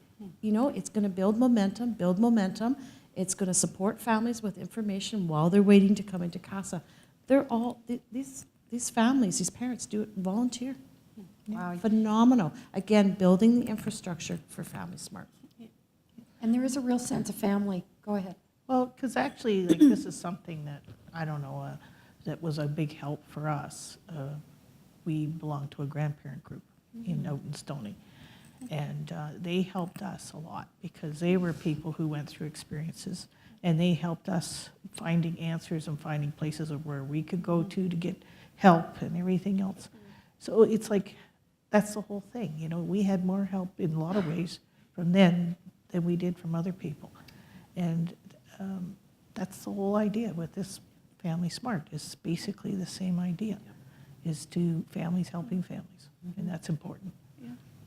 And that support is so important, and that keeps coming out over and over again, no matter what area of mental health we're talking about. Right.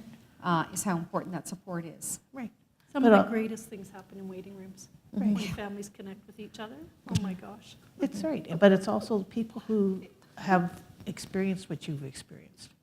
Like when you're, like with a grandparent, like we just retired, all our friends had, a lot of our friends travel, go south for the summer, the winter, I should say, and we can't do that.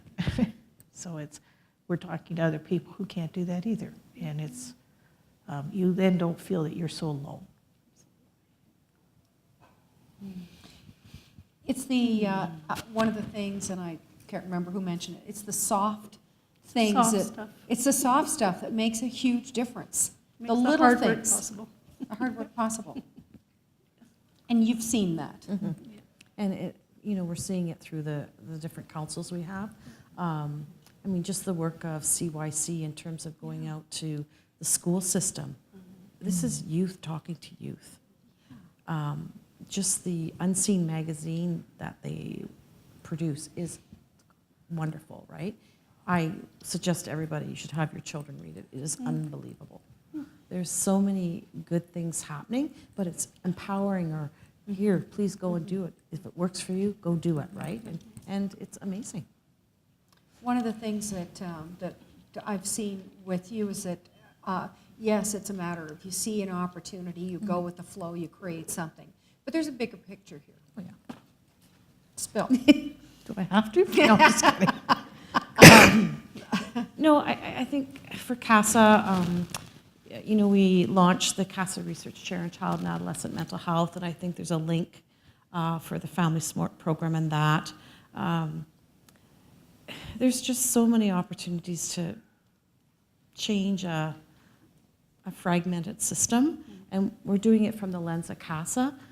Because we're nimble, because we can be creative and innovative, our structure is not large by any stretch administratively, but we have go-getters in our organization. We have people with a vision and innovation and creativity that really do make a difference, and some of them are here tonight, so thank you. And they'll take the risk. They'll take the risk to look at things differently and to innovate a practice or a program that, it needs to happen for the individuals we serve, for our families, for our children. Absolutely. I'm only one piece of the puzzle. The larger pieces are out here. The larger pieces are here. But it's also the vision. And driving the vision. The vision's got to come from somewhere. Donna, did you want to add? Oh, I definitely feel that she's a driving force. Yeah. She's pretty amazing. Does anybody have any questions about about this program that's coming? Because I know that one of the things that comes up over and over again is challenges often navigating the system, and this is finding a solution that's really concrete, a way to help people. Does anybody have any questions that they'd like to ask? Good, Paula. I knew it was going to be good having you here.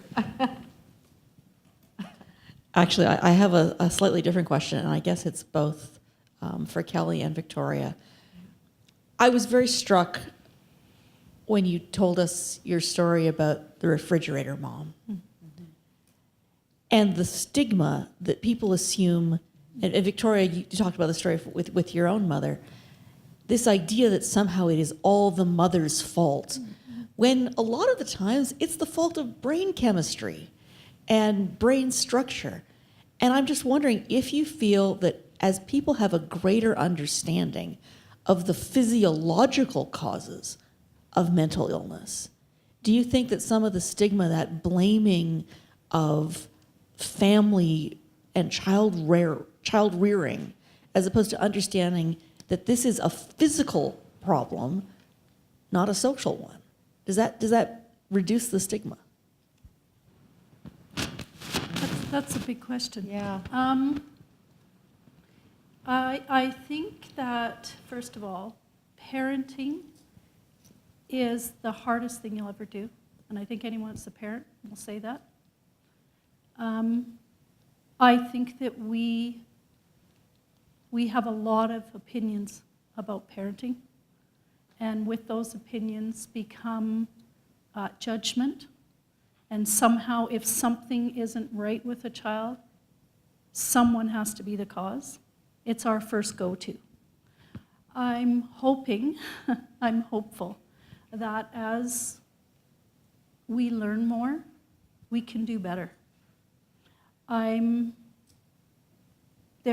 think what happens is there are families who really struggle and kids get hurt.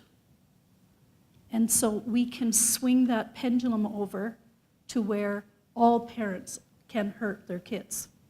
And so we need to protect those kids. And I get that, and I am 100% in agreement. We have to protect our kids. They have to be safe and loved. But we can't assume the way we do that for some reason with mental health, if something goes wrong, there has to be a parent. There has to be a cause there, that if the parent only parented different. I mean, I can't tell you how many parenting classes I went to. And it's even, there's a lot of talk about trauma right now. And I know that it can be triggering for some parents because we're felt to feel that we traumatized our kids and that's why they have mental health challenges. Mm-hmm.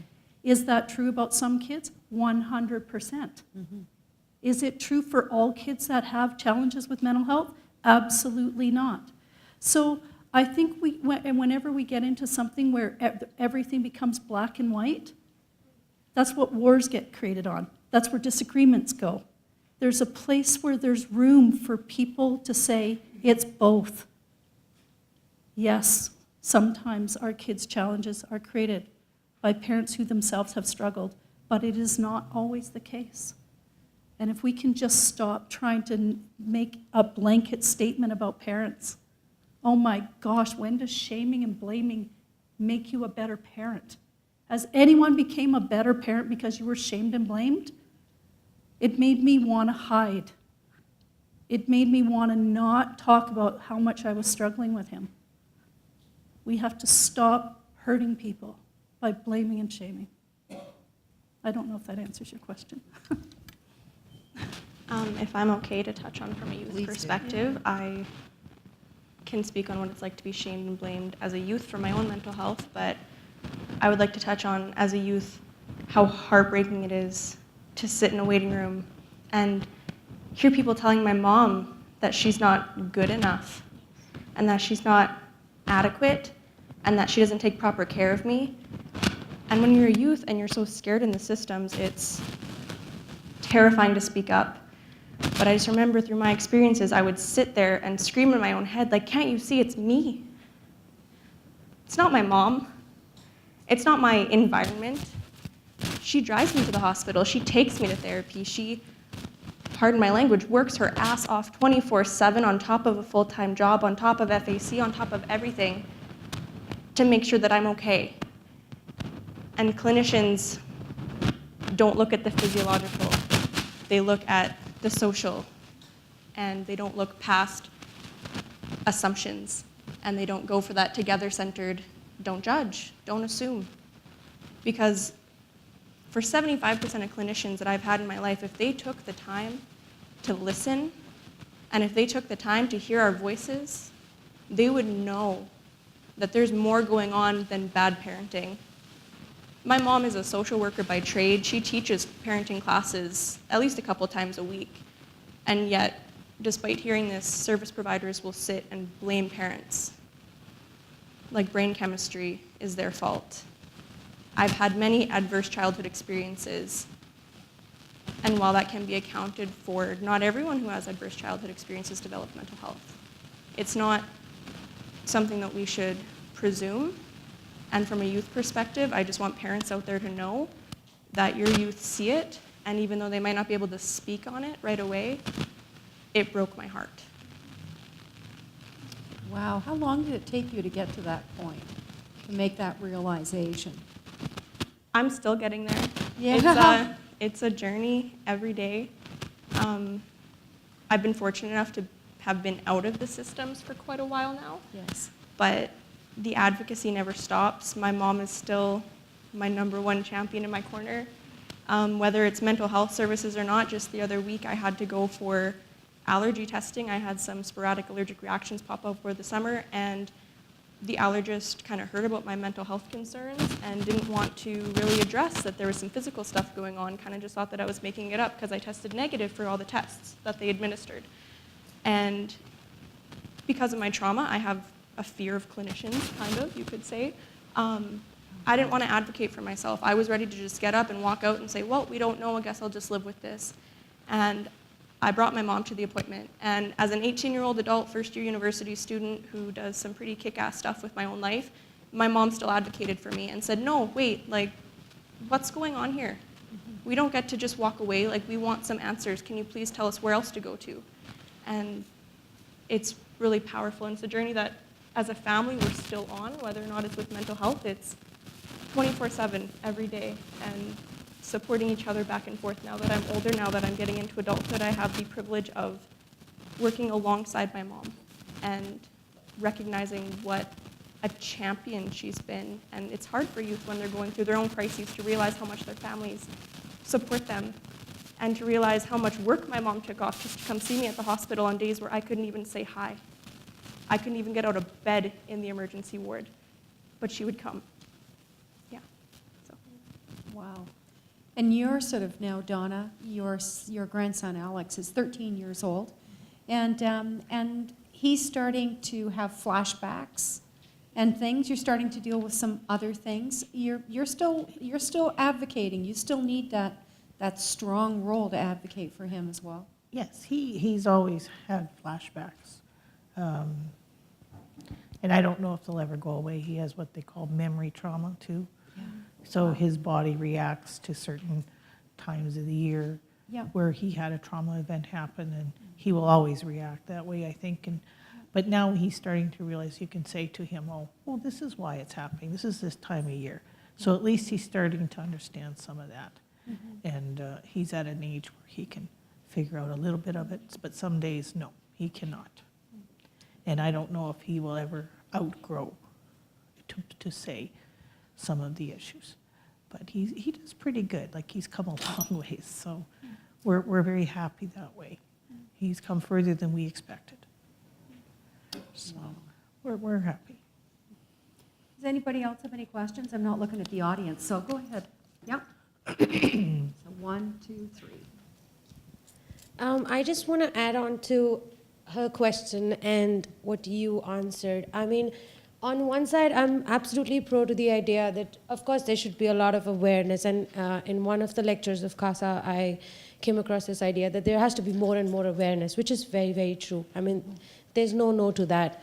And on the other side, I think we've gotten, that's what you were trying to mention in your speech, is that, like, once we've just gotten stuck to the idea, what was the cause?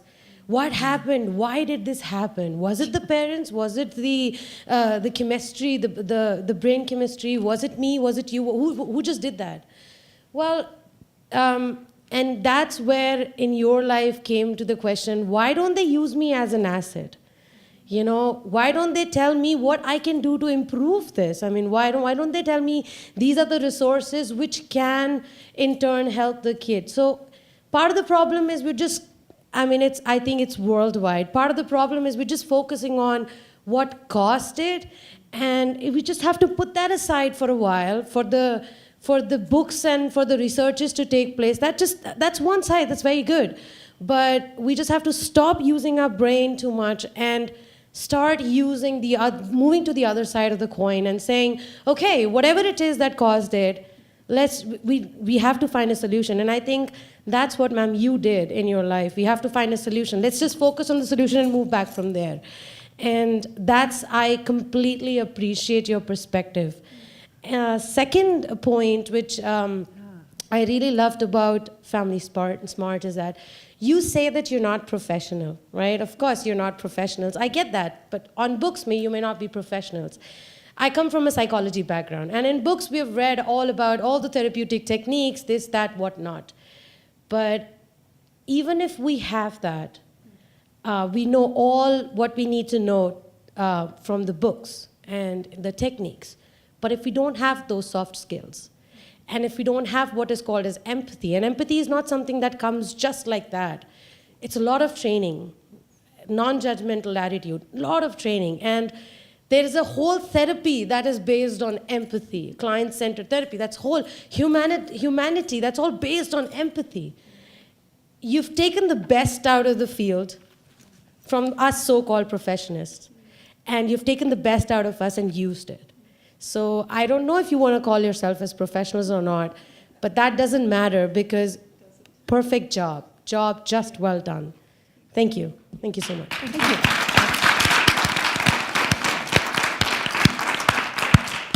Up here, right there. Thanks. I just have a question for Kelly. I'm not sure if you mentioned this before, but as we know, lots of families, they struggle with mental health for years and years and years. Now, how long can a family be connected with, say, a parent from your program? Great question. Because one of the things that I didn't go into great detail about was there's an infrastructure that we have built, and it's why it's taken us 19 years to grow, because we don't just take people with lived experience and bring them on staff. There's lots of peer support programs in our country. What I've wanted to do within ours was create an infrastructure that supports those who are supporting others. And I think that we have some unethical practice around having people with lived experience come alongside other people who have lived experience, and without building the appropriate infrastructure and support around them, to me it's unethical. So I know that's a big loaded statement, but I stand by it because I see what happens and how much of, and I think that was one of the reasons, and I can't speak for Denise, but one of the reasons she chose our program, because we have families that stay connected with us for years sometimes. They'll connect with us, then things will get better, and they don't need to talk to us again. But all of a sudden they surface because we know developmentally life changes. And so then do the things that our young people are able to do or not do. They connect back in with us when they need us. We don't keep a file on them.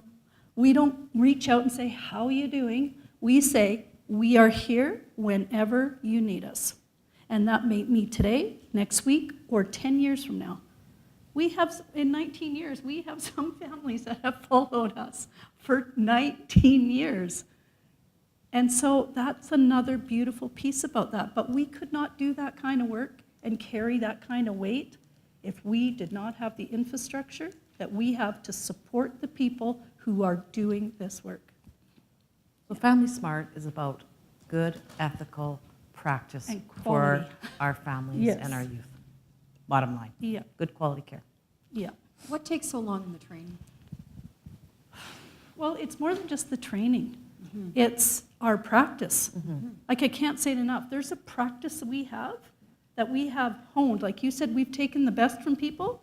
Oh my gosh. Every room I fall, my staff are afraid when I go to new places because I'm like, okay, I saw something or heard something, we have to do this. And they're going, hold on a minute. There's so much great examples of great practice. What we do is we try to bring it in, and then we try to see how it fits for us and how does that support the work that we want to do, and then we make it better, and we make it ours, and that takes discipline and time. This work cannot be pulled together in a couple of months. And people want us to, oh my gosh, when can they start, when they can? No, they don't even get to answer an email for the first 3 months. Okay? That's how strict we are around practice.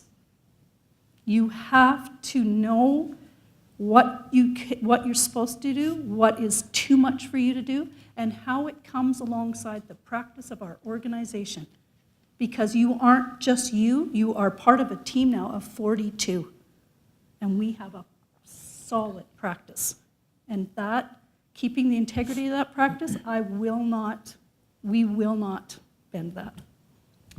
So I hope you don't mind, I'm going to ask this next question, but tomorrow, you're going into training for the next couple of days. Yes. So what kinds of things are people going to learn? What does that training look like?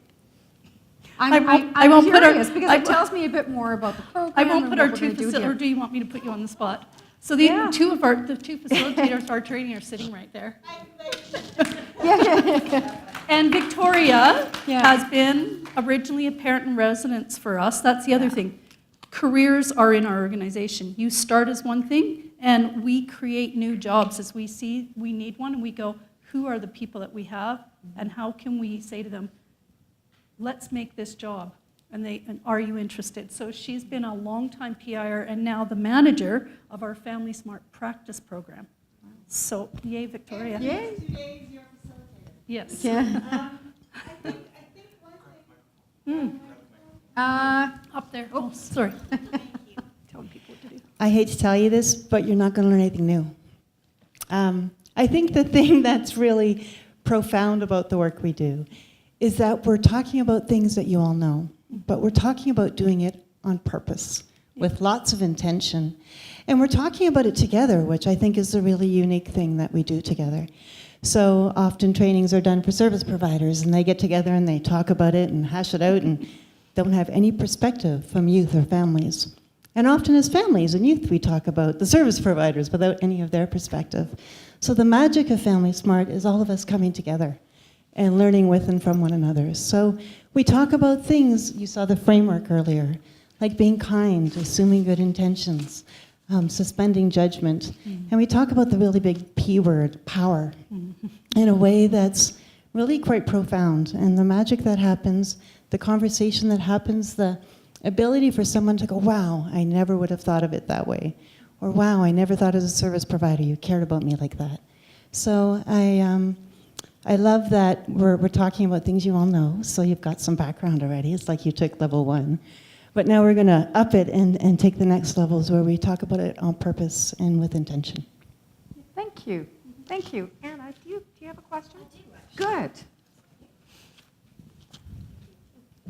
And thank you so much for giving us the gift of your experiences. It's really generous to use your experiences to educate everybody. So thank you. I was wondering, Donna and Victoria, if you just had some thoughts, and Kelly as well, and sort of your parent role, what would you have liked, or what would you optimally like in a mental health care experience, either for your child in your life or in your own life, to feel like a partner in your own treatment or in your child's treatment? Are there sort of particular things that you'd like everybody who works in a service, like I'm not a service provider, but I work at CASA, for us to know, I would really have liked this to happen, or I would like this to happen in the future, that's really useful? I think what I would like to see is just more caring, more empathy, I guess, that's the word I guess I would say, of what a person's gone through to get to where they are, and to, I know that you can't give all the answers. It just doesn't happen that way. You'd love to have that, just say, well, fix it right now, let's fix, but it doesn't work that way. And it's a long time process. And it's not something that ever ends. And I understand that I know that our changes have happened over the years. We've gone from one area to another area to another area, and we're going to keep on going. As we age and as Alex ages, we're going to still keep on going, because things are always constantly going to change. And we're always going to need to be coming back to that help and to having that understanding, because we need that little support at any time. You always will. Victoria? I would have loved the opportunity to actively give feedback throughout my services that I got while in residential treatment. I find oftentimes Here, let me fix it for you. You could, but here, it belongs actually right here. Does it? Yeah. Oh, We'll do it I've never right worn there. one of these before. There. So this is new for everyone involved. Now it won't do that anymore. Isn't that something? Great. Thank you, Leslie. Yeah. Awesome. My new Okay. job. Learn something new every day. I need my train of thought back. Just give me 1 second here. Okay. Giving feedback, yeah. Thank you. I do that so often. Ask Anna and Amanda. While in residential treatment, if I had the opportunity to give feedback on the services I was receiving, and feedback on the service providers who were providing those services, I feel I'm really scared of it now. Thank you. Okay. It would have made a big difference, I feel, for the experiences I had through that treatment. There's been many, many, many times through residential services that I was placed with clinicians who I didn't feel comfortable with. And as a youth, and you're scared going through crises, and you don't know how to navigate the systems, and you don't know how to speak up for yourself and say, hey, I don't think that this service provider is a good match for me. And I mean, you go to a physical doctor and you can do that. You say, hey, I don't really feel comfortable with you doing my exam today. Can I please get a different doctor? But in mental health as a youth, you feel like the wait lists are so long. It's so much of a scarce resource that you have when accessing services that you kind of got to take what you get and work with it or lose it. But if I had the opportunity to provide feedback and say, you know what, this isn't working for me, this is something that maybe would help me better. I don't feel comfortable with this clinician, but I've noticed this clinician working with other youth, and theirs seems like it would be a good match. Can we maybe try rearranging something in an anonymous way, or having a third party that can come in and say, hey, how's this going for you? Because when you don't check in through the service and you go through systems and then you start and you're not comfortable at the beginning and then they kick you out at the end and say, okay, have a nice life. And you say, but I didn't get anything from that.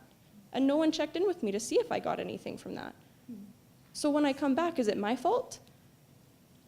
Yeah, I don't know. I wish that I had a chance to give some feedback and say, you know, this is or this is not working for me, because youth oftentimes don't really get asked that. It's kind of, you waited long enough, take it. Knowing what I know, have ongoing feedback throughout the treatment process. Yes. So not just at the end, but ongoingly having that feedback. Yeah. So the service provider is aware of what you need, what's missing, what can be adjusted or addressed. Exactly. Okay. Yeah.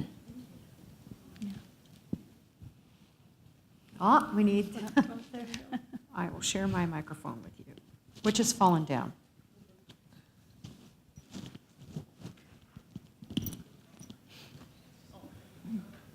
Hi, thank you, as the other lady said, for your time. It's really hard to talk about mental health. So for me, it stemmed from being a refugee, the first 10 years of my life, multiple countries, 80s, and not having the resources to deal with that back then. Donna, your story resonated with me. I don't know why I was so emotional, but I come from a country where grandparents are pivotal in the direction of a family. So I commend you for that. That's a different load altogether. My question is, what types of supports do you guys have for educators? I remember, as back as elementary school, the community of teachers were usually the first ones to notice or provide extra support. And back then it was affection, and a hug was exactly that. And looking back, I get to call some of those people friends now, but not understanding how many of them went above and beyond the curriculum. So CASA, just to maybe answer part of that question, is very involved with the Edmonton Public School Board. We have teachers in our CASA house program, as well as our pre-kindergarten program, Children's Day program, and Adolescent Day program, and we work really closely. And the teachers will be attending the FamilySmart training, which I think is really, really critical here, because we need our families deeply involved, and we need our teachers deeply involved. We're currently working on some initiatives that we hope will get funded to support teachers and educational assistants in supporting them to understand mental health for their students. And so we're hoping there'll be something that will roll out in the future.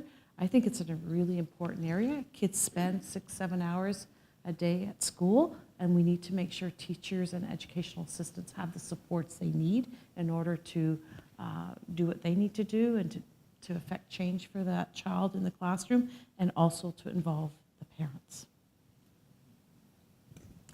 Last question. Sure. Thank you. First off, thank you very much for this lovely presentation tonight. I am a clinician. I'm nervous about this question because sometimes it doesn't come out right, but I'm going to give it a go anyways. I remember from my training a professor saying, along this line of blame and causes, there's this analogy of a headache, that a Tylenol helps with a headache, but it's not the absence of the Tylenol that caused the headache. And I know as clinicians, we always want to try and engage parents and caregivers in the treatment. And I sort of see treatment sort of like a soup. And it needs a healthy dose of parent expertise in there. I'm curious from Donna and Kelly, have there been professionals out there who have sort of come alongside you and sort of said, caregivers are part of the solution, but the blame's not there? That's one part. And then I think it was Victoria, the other 25%, you said 75% of those clinicians didn't feel good. It didn't feel right. If you have anything to share about those 25%, about what they did well, I'd appreciate that. Good question. Great question. Actually, yes, we did have one therapist after we had gone to her for 2.5 years. She came to the conclusion at the end. She said that, she says, you guys have tried everything, and you guys aren't to blame. If your daughter doesn't want to get help, you can't make her. And we have, it's taken us a very long time still, even after we were told that you don't believe it. You still feel somehow that you could fix her. And we went through lots of different things to try to fix her. And it didn't work. And it would seem to work for a little while, and then it didn't. So we had to finally realize it was actually a social worker that said to us, look, you have to either look after the child or look after your daughter. Which choice do you want? And it came down to that if we continued to try to support our daughter, we would no longer have our grandson. So it kind of helped us force our decision in understanding that no, we can't help her. She is an adult. We need to move on. And the only person who we can maybe possibly help is our grandson. And in the process, maybe help ourselves.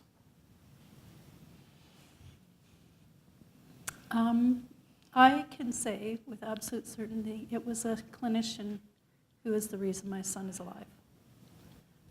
We were in a day treatment program for 2 years. So his last full year of schooling was grade 7. He's 30 years old now. Grade 7 is his last full year of schooling. He was in a day treatment for grade 8 and 9. And there was a clinician there who said to me, I need you to help me understand how we're going to get your son to come here and stay here, because I don't know. No one had ever asked me that question, and he was 13 then. So his first psychologist at 5. People wanted to fix him. They had the answers.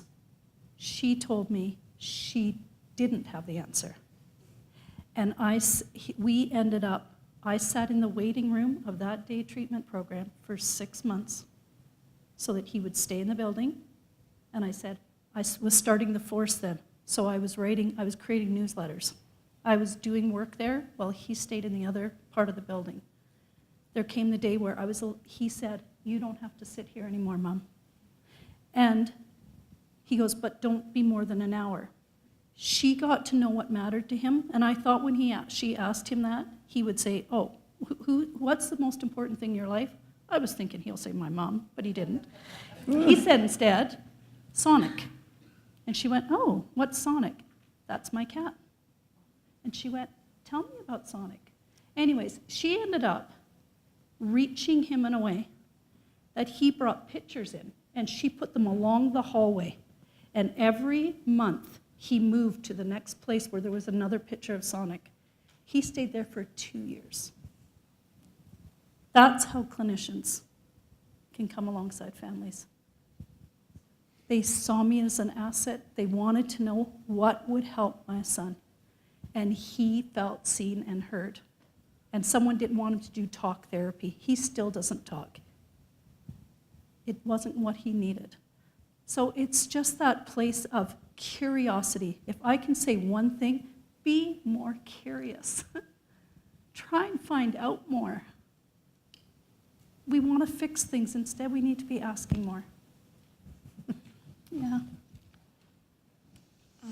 As far as the 25% compared to the 75% of clinicians like I was talking about, there's two that are very prominent in my life. One is sitting at the end here. Denise was my first, if you're okay that I share, my first I'm transparent. professional that I ever saw for mental health. And obviously it's a good relationship because I'm still sitting here on a panel with you today, so that's great. But Denise was the first professional who really, I feel like for myself and by extension my family, made us feel heard and seen with our issues and our struggles. And the second would be, I have a psychologist of 5 years now. She is phenomenal. I don't think that I would be here if it was not for her. Between her and my mom, they've kept me alive. And that relationship and that connecting with the youth and connecting with families, my therapist has always been very transparent that she's there for me, but if there's a crisis, if there's something that I need to tell my mom, if I need to tell my family that I can't, she invites us all to the room and she advocates for me. She takes my words that I've told her and she transforms them into messages that can be shared with those around me when I cannot share them myself. She is a friend and a support. It's obviously not possible for all clinicians, but my therapist attended my graduation in June, and she sat next to my family as I walked the stage. Your mom's crying. That's okay. Let's not call her out in front of everyone. It's a sign of strength. But she came to my graduation, and she gave me a card, and she took pictures with me, and she held my hand and told me how proud she was of me. And that was a moment in my life. I never thought I would graduate, but having her be there along with my family and telling me, I never once doubted that you'd get to this spot. I'm so proud to see you walk that stage. It's life-changing. So if you have youth in your practice, don't cross any personal boundaries, but don't just see them as patients, because they're people and they have lives and they're not problems to be fixed. Youth are dynamic, families are dynamic. We're all changing and evolving, and supporting youth wherever they're at in life, whether it's congratulating them on staying clean for a couple days or coming to a graduation they never thought they'd live to see. That's what makes the difference in that 75 versus 25% is caring and that empathy.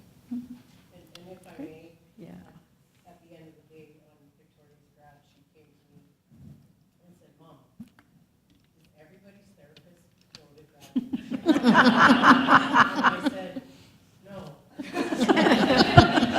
However, the relationship is so unique.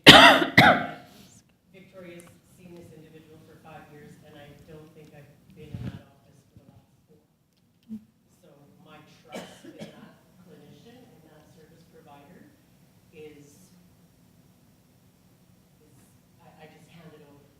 And I think as a parent, if we can find that relationship where we can essentially co-caregive, Thank you so much for asking that question. Great question. We're going to wrap things up, but before we go, I want to ask about final words. And actually, Denise, I'd like to start with you. Even though your vision is big, I'd like to start with you. Final words, things that you'd like to leave the audience with. So my final words are: the leaders are before us. I'm just a piece of the cog. The leaders are actually here, and you're hearing them. And I support them all the way. So thank you. Cool. Thank you. Donna? Well, I'm very pleased that I got the opportunity to be on this. Maybe I'm not giving the best of answers or whatever, but it's. I feel that this is also part of my journey to help my healing in the process, and I can then maybe take that forward to help other people. Nice. Victoria? Last lecture series, we heard from keynote Amber Dion, and one line that she said that stuck with me and keeps playing in my head every day is, if there is such a thing as intergenerational trauma, there is such a thing as intergenerational resilience. And if I would like to do anything with FamilySmart practice, is be a catalyst for that intergenerational resilience that maybe people don't think they have, because everyone has it, and sometimes you just need a little bit peer support to recognize that it's there and to get that going. Wow. Kelly? So, I think what we have up here is that whole piece of intergenerational learning. And if the one thing is we have so much to gain from each other. And rarely do we look at each other that way. And if we can do that even with people we've had a hard time with, what is it I gain from this? And do that with every single encounter, because sometimes the worst experiences give you the most. And that's for us, our FamilySmart practice. So much to give to each other. And so much to give, so much given here. Thank you so much to all of you on the panel for being so open and being part of this discussion, part of this dialogue. The idea is that we're going to change the conversation by having a conversation. And this is part of that process. I'm going to turn things over now to Rebecca Marsh. She's with CASA to do final words. So thank you, everybody, for joining us here today in the CASA lecture series. Our next session is on Thursday, April 25th, and will cover the topic of fetal alcohol spectrum disorder. Be sure to follow CASA Foundation on Facebook and Twitter, and check back on our website for more details about the lecture series. Please also complete your evaluations of the session on the way out. We have pens out there, extra evaluations. We want to make sure that these sessions are meeting everyone's needs, and whatever questions or follow-up or other topics you have, please share those with us. Kelly and the panel will be available to continue the conversation, so please come down, engage with them. As always, feedback@casaservices.org. Send us any of your feedback at any time and suggestions. Finally, have a great evening and keep the conversation going. Thank you so much.